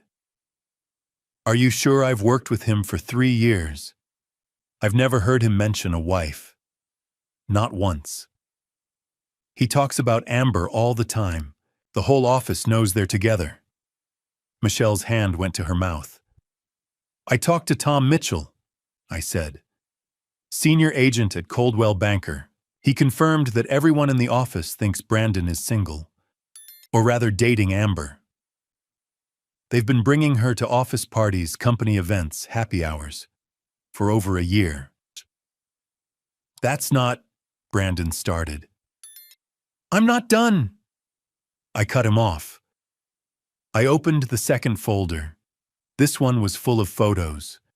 I spread them across the coffee table one by one. Brandon and Amber in the parking lot at Cherry Creek Shopping Center, his arm around her waist, her leaning into him, their lips pressed together in a kiss. Brandon and Amber at a candlelit table at Capitol Grill, holding hands across the table, him kissing her knuckles. Brandon fastening a diamond necklace around Amber's neck in a jewelry store parking lot. Michelle stared at the photos, her breathing shallow. No, this isn't. It is, I said quietly. These were taken over the past 2 weeks by a private investigator. Brandon shot to his feet. You hired someone to follow me. Yes. You had no right. I had every right. I looked at Michelle. Sweetheart, I know this is hard, but there's more. I pulled out a receipt and placed it in front of her. Trice Jewelers. 1 diamond pendant necklace, 1.5 carats. Total $3,847. Payment method, Visa, ending in 4829. That's the necklace in the photo, I said. The one he's putting on her. He bought it with your joint credit card. November 14th. Michelle's hands were shaking so hard, the receipt fluttered. Brandon. He didn't answer. His jaw was clenched, his fists tight at his sides. I opened the third folder. November 3rd through 7th, I said. Brandon told you he was going to San Diego for a real estate conference. Do you remember? Michelle nodded slowly, tears starting to stream down her face. He didn't go to San Diego. I slid a hotel receipt across the table. He went to Aspen, with Amber. The receipt showed it clearly, St. Regis Aspen Resort. Guest Brandon Coleman. 4 nights. Total $1,350. Visa ending in 4829. Behind it was a screenshot from Amber's social media, her standing on a snow-covered balcony with mountains in the background. Champagne in hand, the location tag reading St. Regis Aspen Resort. November 4th. There was no conference, I said. He lied to you. He took her on a romantic trip and paid for it with your money. Shoo. Michelle was crying openly now, staring at the receipt, at the photo, at Brandon. You said it was exhausting. You said you were tired from all the networking. Brandon's face had gone from red to pale. Michelle, I can explain. Explain what? Her voice broke. Explain why you lied. Explain why you're in Aspen with another woman while I'm working double shifts at the hospital. It's not what it looks like. Stop. I opened the fourth folder. There's more. This one had a spreadsheet Marcus had prepared. A detailed breakdown of Brandon's spending over the past 2 months. Trice Jewelers, $3,847. Regis Aspen Resort, $1,033. $150. Matsuhisa Restaurant. Aspen 3, $140. Capitol Grille, $287. Cherry Creek Shopping estimated, $1,220. Flowers Gifts Miscellaneous, $60. Total $100. $624, I pointed to the total. $11,624. That's what he spent on Amber in the past 2 months. All of it charged to the credit card linked to your joint account. Michelle stared at the numbers, her face ashen. You gave Brandon $25,000. I continued. You thought it was for his mother's medical care, but he spent over $11,000 of it on his girlfriend. I looked at Brandon. Which brings me to my question. Where's the other 14,000? Brandon said nothing. His hands were shaking now, too. I opened the fifth and final folder. Inside were photos I'd taken at Pinewood Care Center. Edith's small cold room, the worn furniture, the broken window latch, and a printed transcript of my conversation with her. Last Saturday, I said, I went to see your mother-in-law, Edith Marshall. She's at Pinewood Care Center in Aurora. Michelle looked up, her eyes red and swollen. How is she? Not good. I slid the photos toward her. She's living in a room that barely has heat. She pays her rent with Social Security, $1,200 a month. That's all she has. But Brandon said the medical bills were so high. There are no medical bills, I said. Edith isn't getting any special treatment. No medications beyond basic prescriptions for blood pressure and arthritis. No extra care. Nothing. I played another recording on my phone, Edith's thin, trembling voice. Brandon hasn't sent me any money. He promised to buy me a winter coat, a navy blue one, but he never did. I haven't seen him in 6 months. Michelle's face crumpled. She pressed her hands to her mouth, sobbing. He lied about his mother, I said. He lied about the money. He lied about the trip. He lied about Amber. He's been lying to you about everything, Michelle. I looked at Brandon, who stood frozen, his face a mask of barely controlled rage and fear. So I'll ask you one more time, Brandon. Where's the other $14,000? Silence. Michelle looked up at him, tears streaming down her face, her voice barely a whisper. Brandon. He didn't answer. She stood up slowly, the photos scattered on the coffee table between us. Dad. Her voice broke. Is all of this real? I looked at my daughter, my strong, beautiful daughter who'd worked so hard, sacrificed so much, trusted so completely. And I nodded. Yes, sweetheart. It's all real. She turned to Brandon, waiting for him to deny it, to explain, to tell her I was lying. But he said nothing. And in that silence, her world shattered. Type a number 1 to 10 in the comments. To rate this story so far, I'd love to know your thoughts. Quick reminder, some elements are dramatized for storytelling. You're welcome to leave now if you prefer. I want to send you warm wishes for good health. Please take care and keep yourself warm. Now let's continue. For a long moment, nobody moved. Brandon stood frozen, his face cycling through emotions, shock, fear, anger. Michelle sat on the couch, staring at the evidence scattered across the coffee table, her chest heaving with sobs she was trying to hold back. Then Brandon dropped to his knees in front of her. Michelle, he said, his voice urgent, pleading. Baby, listen to me. Please, this isn't what it looks like. I can explain everything. Michelle didn't look at him. She just stared straight ahead, tears streaming down her face. Your father, he's twisting everything, making it seem worse than it is. Amber is just a friend. Those photos are out of context. The trip to Aspen was a work thing, I swear. Stop lying, I said quietly. Brandon's head snapped toward me, his eyes flashing with fury. You stay out of this? No. I stood up. I won't, because there's one more thing you haven't explained. What? Brandon's voice was venomous now. The private investigator found something else. A credit card debt, $15,000 in your name, high interest, maxed out. That's why you needed Michelle's money, isn't it? Brandon's face went white. Michelle looked up at him, her voice barely a whisper. $15,000 in debt. It's not. Brandon stammered. It is, I said. You were drowning in debt. You needed cash, so you lied to Michelle about your mother being sick. took $25,000, spent $11,000 on your girlfriend, and used the rest to pay off your credit cards. That's not true, Brandon shouted, standing up. You're making this up.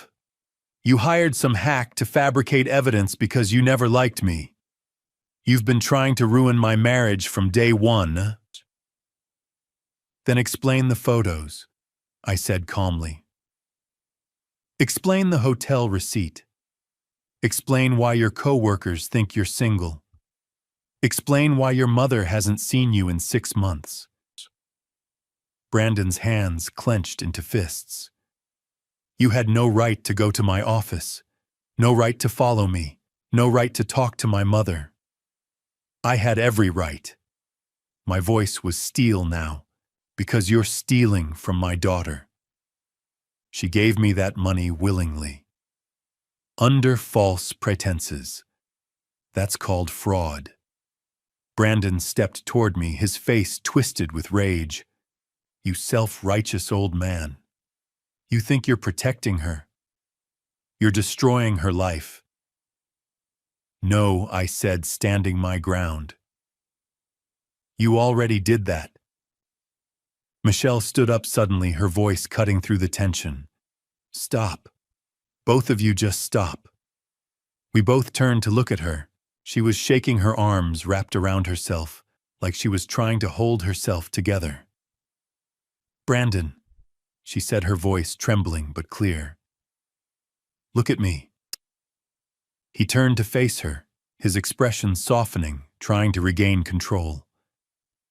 Michelle, sweetheart, Did you love me? She asked. When we got married, when you said your vows, did you ever love me? Brandon opened his mouth, closed it. For the first time all night, he seemed to be at a loss for words.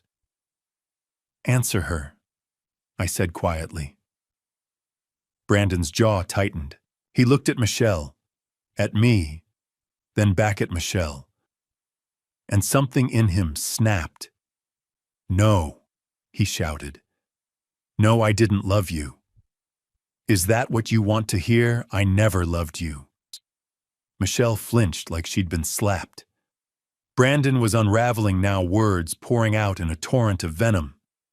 You want the truth? Fine, I needed money. I was buried in debt, credit cards, loans, everything. I needed someone stable, someone with a steady income who wouldn't ask too many questions. And you were perfect, Michelle. So trusting, so naive. You believed every word I said. Michelle's face was pale, her eyes wide with shock. And your mother? I asked, my voice cold. What about her? Brandon laughed, a bitter, ugly sound. Not that old woman, she's worthless. I don't owe her anything. She's lived her life. I'm not wasting my money keeping her comfortable in some overpriced nursing home. Michelle let out a choked sob. You're disgusting, I said. Brandon spun toward me. And you're a meddling old fool who couldn't mind his own business. How long? Michelle's voice was barely audible. How long were you planning to keep doing this? Brandon looked at her, and for a moment I thought he might show a shred of remorse. But instead he sneered. As long as it took, another 6 months maybe, until I paid off my debts and saved enough to start fresh. Then I would have left. Clean break. You would have been fine. Michelle's hand flew up and connected with his face, a sharp, resounding slap that echoed through the room. Brandon's head snapped to the side. He touched his cheek, stunned. Then his expression twisted into something cruel. You think you're special, he hissed. You think anyone else would want you. You're boring, Michelle. You work all the time. You're exhausting to be around. I did you a favor by pretending to care. That was enough. I stepped between them, putting myself in front of Michelle. Get out. What? I said get out of my house. Now. Brandon's eyes narrowed. You can't throw me out. Michelle is my wife. Not for long, I said. By Monday morning, she'll have a lawyer. By the end of the month, she'll have divorce papers. And if you're smart, you'll sign them without a fight. Because if you don't, I'll make sure everyone knows what you did. Your office, your clients, everyone. Brandon's face flushed red. You're bluffing. Try me. For a moment, we stood there locked in a silent standoff. Then Brandon laughed, cold, hollow. Fine, he said. So keep her. She's not worth the trouble anyway. He grabbed his jacket from the chair and headed for the door. But before he left, he turned back and looked at Michelle one last time. Good luck, Michelle, he said, his voice dripping with mockery. You're going to need it. Then he walked out, slamming the door behind him. The house fell silent. Michelle stood in the middle of the living room, staring at the closed door, her body trembling. Then her knees buckled. I caught her before she hit the floor and guided her back to the couch. She collapsed into the cushions, her face buried in her hands, and let out a wail that tore straight through my heart. I sat beside her and wrapped my arms around her, pulling her close. She sobbed into my shoulder, great shuddering sobs that shook her entire body. I'm sorry, I whispered. I'm so sorry, sweetheart. She couldn't speak. She just cried, clinging to me like she was drowning. I held her tight, my own tears burning behind my eyes. On the coffee table, the pearl necklace sat untouched, gleaming softly in the lamplight, a symbol of love and family forgotten in the wreckage of a broken marriage. Michelle didn't speak for 3 hours. After Brandon left, after the door slammed shut and the sound of his car faded down the street, she just sat on the couch in my living room. Silent. Still. Her eyes fixed on the pearl necklace lying on the coffee table beside the scattered evidence of her husband's betrayal. I didn't push her. I didn't ask if she was okay, because I knew she wasn't. Instead, I quietly gathered up the folders, the photos, the receipts, and put them back in the cabinet under the coffee table. Out of sight, but not forgotten. Then I went to the kitchen and made tea. It was something Sarah used to do whenever Michelle was upset. Chamomile with a little honey. Sarah would say it couldn't fix the problem, but it could make the moment a little softer. I carried 2 mugs into the living room and set one on the table in front of Michelle. She didn't reach for it. She just stared at the necklace, her hands folded tightly in her lap.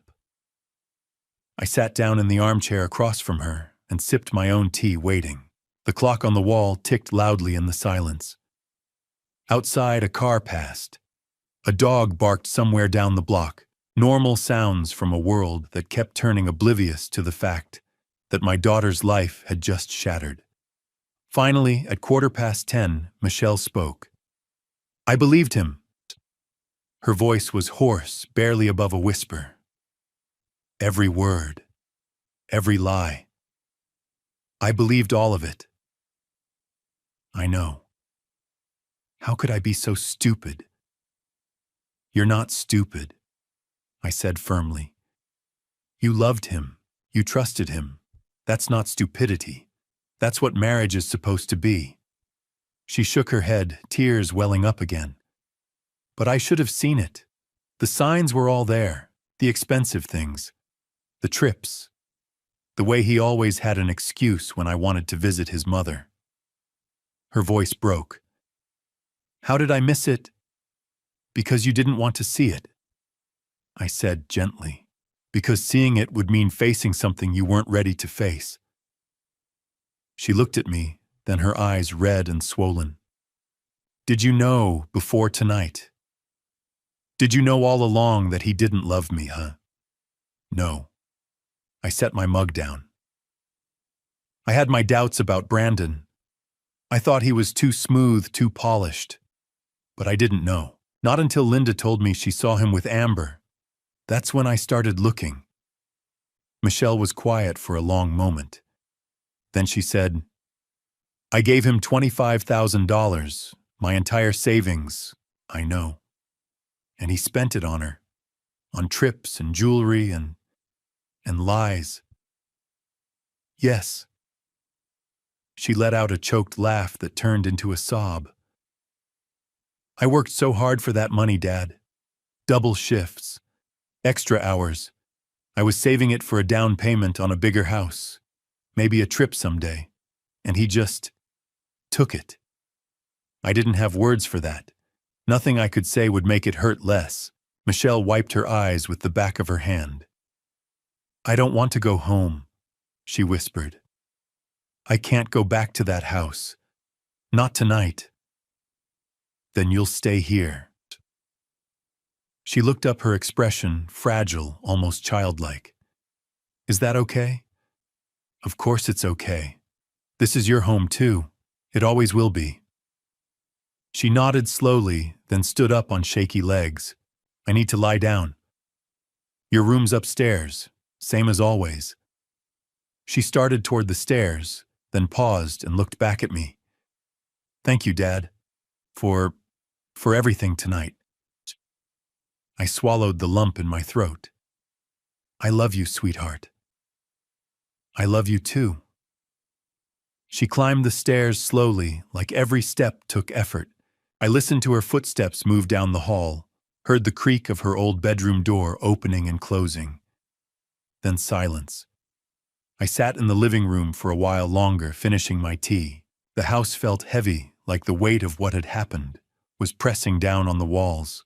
I thought about Brandon's face when he'd confessed, the venom in his voice when he'd said he never loved her, the cruelty in his words when he called his own mother worthless. I thought about Michelle's face, the way it had crumpled when the truth finally hit her. And I wondered if I'd done the right thing, if showing her the truth had been an act of love or an act of destruction. At midnight, I turned off the lights downstairs and climbed the stairs to my own room. But as I passed Michelle's door, I stopped. I could hear her crying, soft, muffled sobs that she was trying to keep quiet. The sound of someone trying to break apart silently so no one else would have to carry the weight of her pain. I stood outside her door, my hand hovering over the doorknob. Part of me wanted to go in to sit beside her to tell her it would be okay. But I didn't, because some grief is too private, too raw to be witnessed. Sometimes the kindest thing you can do is give someone space to fall apart. So I walked to the end of the hall and sat down on the floor, my back against the wall, where I could still hear her, but where she wouldn't know I was there. And I stayed. I stayed while she cried. I stayed while the sobs turned to silence. I stayed while the house settled into the deep quiet of the early morning hours. At 2 o'clock, the crying finally stopped. I sat there a little longer, just to be sure, then quietly made my way to my own room. I didn't sleep. I just lay in bed, staring at the ceiling, listening to the sounds of the house, the creak of old floorboards, the hum of the refrigerator downstairs, the distant sound of a car passing on the street outside. And I thought about Sarah, about how much I missed her, about how much I wished she were here to help Michelle through this. At 6:30 in the morning, I heard Michelle's door open. I got up and went downstairs. She appeared a few minutes later, standing in the doorway of the kitchen. Her eyes were swollen and red, her hair messy, her face pale. She looked like she'd aged 10 years overnight. "Morning," I said softly. She didn't answer right away. She just stood there looking lost. "I called in sick to work," she said finally. I can't go in today." "That's okay. Can I stay here?" Her voice was small, tentative. "With you just for a little while." I crossed the kitchen and pulled her into a hug. She buried her face in my shoulder, and I felt her body start to shake again. "You can stay as long as you need," I said. "As long as you want. This is your home, Michelle. Always." She clung to me, and we stood there in the kitchen while the morning light crept through the windows. Outside, the world kept turning, But in that moment in my kitchen, with my daughter in my arms, time felt like it had stopped. And for now, that was enough. December came with cold rain and gray skies. Michelle had been living with me for 3 weeks when I finally convinced her it was time to see a lawyer. On a Monday morning, I drove her to downtown Denver to meet David Richardson, a divorce attorney Marcus had recommended. His office was on 17th Street, all glass and steel. Richardson was in his 50s, gray-haired with a calm demeanor. He shook our hands and gestured to the chairs across from his desk. "Ms. Brooks," he said gently, "I'm very sorry you're going through this." Michelle nodded but didn't speak. I pulled out Marcus's report and slid it across the desk. He stole $25,000 from her under false pretenses, spent it on his mistress. Richardson flipped through the pages, photos, receipts, witness statements. "This is thorough. Colorado is a no-fault divorce state, but this evidence will be useful if he contests anything.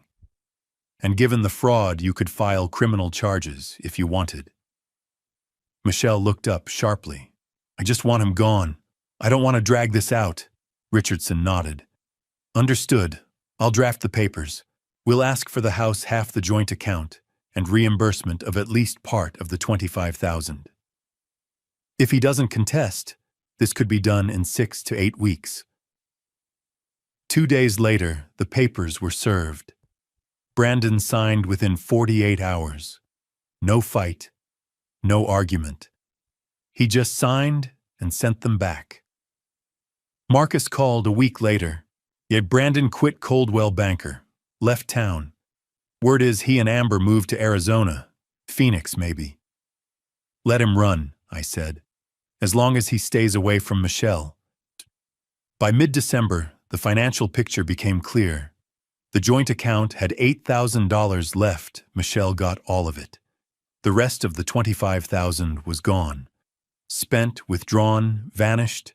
Richardson tried to track it, but Brandon had moved money in ways that were hard to trace. "We could fight for more," Richardson told us, "but it would take months and cost thousands in legal fees. There's no guarantee we'd recover anything." Michelle shook her head. "I don't want to fight anymore. I just want to be done." By Christmas, the divorce was final. Michelle held the decree in her hands on a cold Saturday afternoon, staring at it like she couldn't believe it was real. "It's over," she whispered. "It's over," I confirmed. She looked up at me, her eyes empty. "Why don't I feel better?" In January, Michelle made a decision. "I'm selling the house," she said one morning over breakfast. "Are you sure?" "Yes. I can't live there anymore. Every room reminds me of him. I need to start over." "Where will you go?" She looked at me hesitant. "Could I stay here just for a while?" "Of course. Stay as long as you want." She sold the house in February. It went quickly, nice neighborhood, eager buyers. The sale netted her $85,000 after paying off the mortgage. It wasn't the life she'd planned, but it was something. Michelle went back to work at St. Joseph Hospital in late December. Her co-workers welcomed her back with quiet kindness. No one asked questions. They just supported her. One of the nurses, Karen, pulled me aside when I came to pick Michelle up after a shift. "She's strong," Karen said.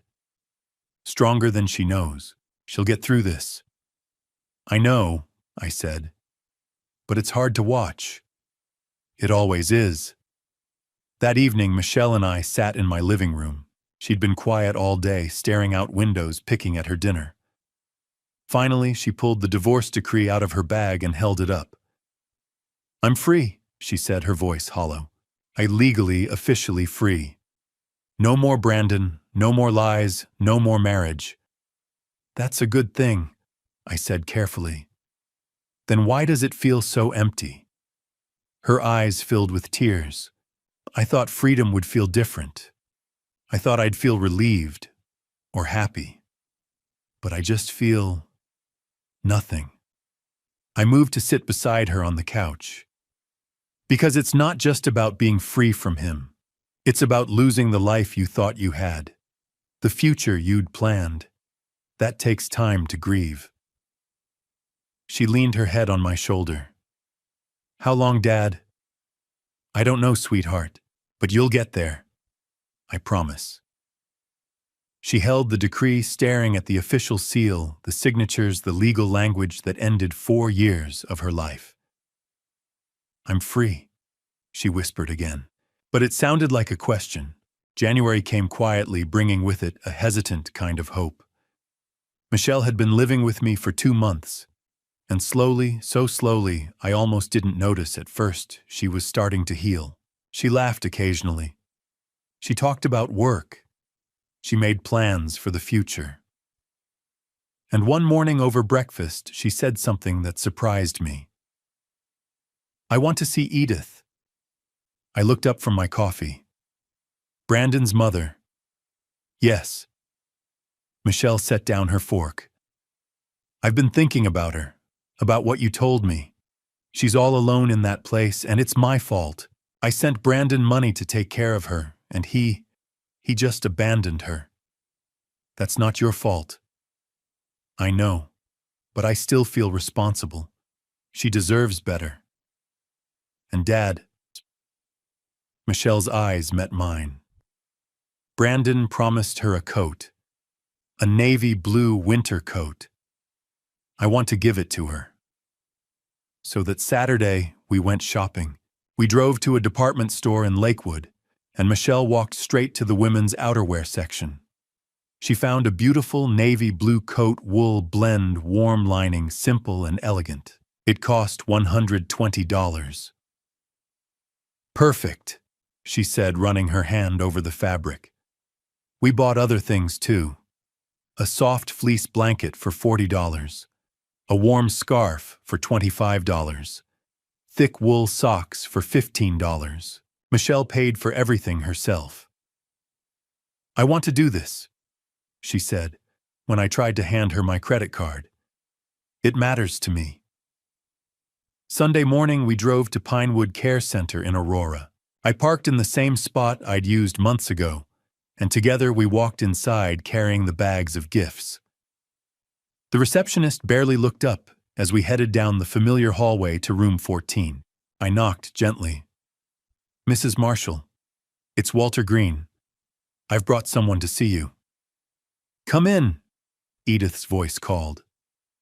Michelle took a deep breath and we stepped inside. Edith was sitting in her armchair by the window, just as she had been the last time I'd visited. But when she saw Michelle, her face transformed. Michelle, she whispered. Is that really you? Michelle crossed the room quickly and knelt down beside the chair. Hi, Edith. I'm so sorry I haven't come to see you sooner. Edith reached out with trembling hands and touched Michelle's face. Oh, my dear girl, I've missed you so much. Michelle's eyes filled with tears. I missed you too. And I'm so sorry.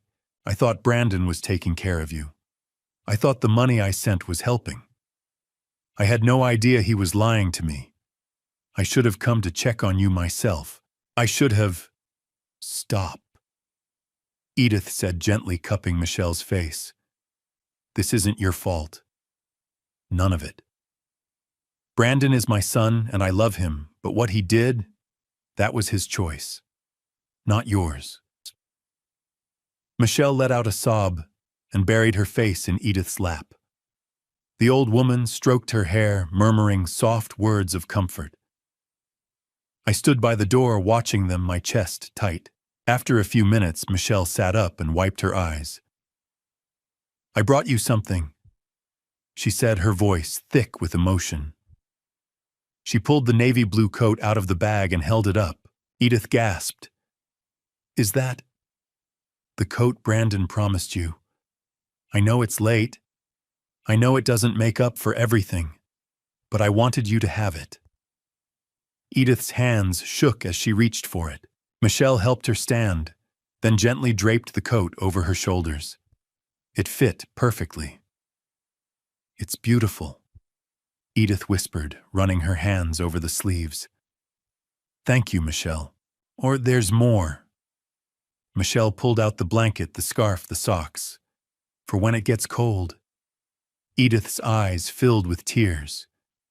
You didn't have to do this. Yes, I did. They hugged again, and I saw something in Michelle's face I hadn't seen in months. Peace. Mrs. Marshall, I said, stepping forward. There's one more thing. Next week, we're moving you out of here. Edith blinked. Moving me. To a better facility. Sunrise Assisted Living, about 20 minutes from my house. It's warmer, cleaner, with better care. Michelle and I are going to cover the cost. Edith looked between us, stunned. I can't let you do that. It's already done, Michelle said firmly. You deserve to be comfortable. You deserve to be taken care of. And we're going to make sure you are. Edith broke down, then sobbing into Michelle's shoulder, thanking us over and over. 1 week later, I drove Edith to her new home. Sunrise Assisted Living was everything Pinewood wasn't: bright, clean, warm. Her room had a large window overlooking a garden, a comfortable bed, a small sitting area. The staff was friendly and attentive. When we settled Edith into her new room, she sat on the bed in her navy blue coat and looked around with wonder. I never thought I'd have something like this, she said softly. Michelle sat beside her and took her hand. You deserve it, and we're going to visit you every week. I promise. As we left that afternoon, I looked back and saw Edith standing at her window, waving goodbye, a smile on her face. Michelle waved back, and when we got to the car, she turned to me. Oh, thank you, Dad, for showing me what needed to be done. You're the one who did it, I said. She shook her head. We did it together. We drove home in comfortable silence, and for the first time since that terrible night in November, I saw something in Michelle's expression that looked like relief, like maybe she was going to be okay. Looking back now, 10 months after that terrible Saturday night, I realized something important about family story. It doesn't just hurt the person being deceived. It ripples outward, touching everyone who loves them. I've learned that trust, once broken, leaves scars that time alone cannot heal. Michelle trusted Brandon completely, and he weaponized that trust against her. That's the cruelest form of family story, when someone you've built your life with uses your love as a tool for their own gain. If I could offer one piece of advice from these dad revenge I've lived through, it's this. Don't ignore the warning signs. Don't let love blind you to reality. If something feels wrong, investigate. Ask questions. Protect yourself and those you love. I almost waited too long, and it nearly cost Michelle everything. But I've also learned something beautiful: resilience. Michelle didn't just survive Brandon's lies, she's thriving now. She's stronger, wiser, more careful with her heart. And isn't that what these dad revenge are really about? Not the pain, but the healing that comes after. Family Story taught us both that sometimes the most loving thing you can do is tell a painful truth. Sometimes you have to break someone's heart to save their life. As the Bible reminds us, the truth will set you free. It may hurt first, but freedom always follows. My advice: trust your instincts. Protect your family fiercely. And never ever let someone make you doubt what you know in your gut to be true. Because in the end, these dad revenge aren't just mine. They're lessons for anyone who's ever loved someone enough to fight for them. Thank you for walking this journey with me to the very end. I'd love to hear your thoughts in the comments. What would you do if you found yourself in my shoes, watching someone you love being deceived? Your perspective matters to me. If this story resonated with you, please consider subscribing so you won't miss future stories. A gentle reminder: while inspired by real-life situations and social dynamics, certain elements have been dramatized for storytelling purposes. If this content isn't to your taste, Feel free to explore other videos that might suit you better. 더워.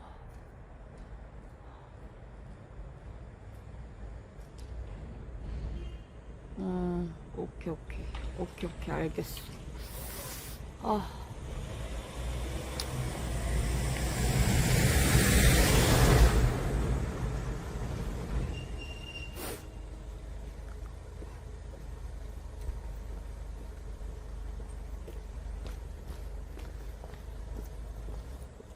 연휴예요? 왜요? 외로워서?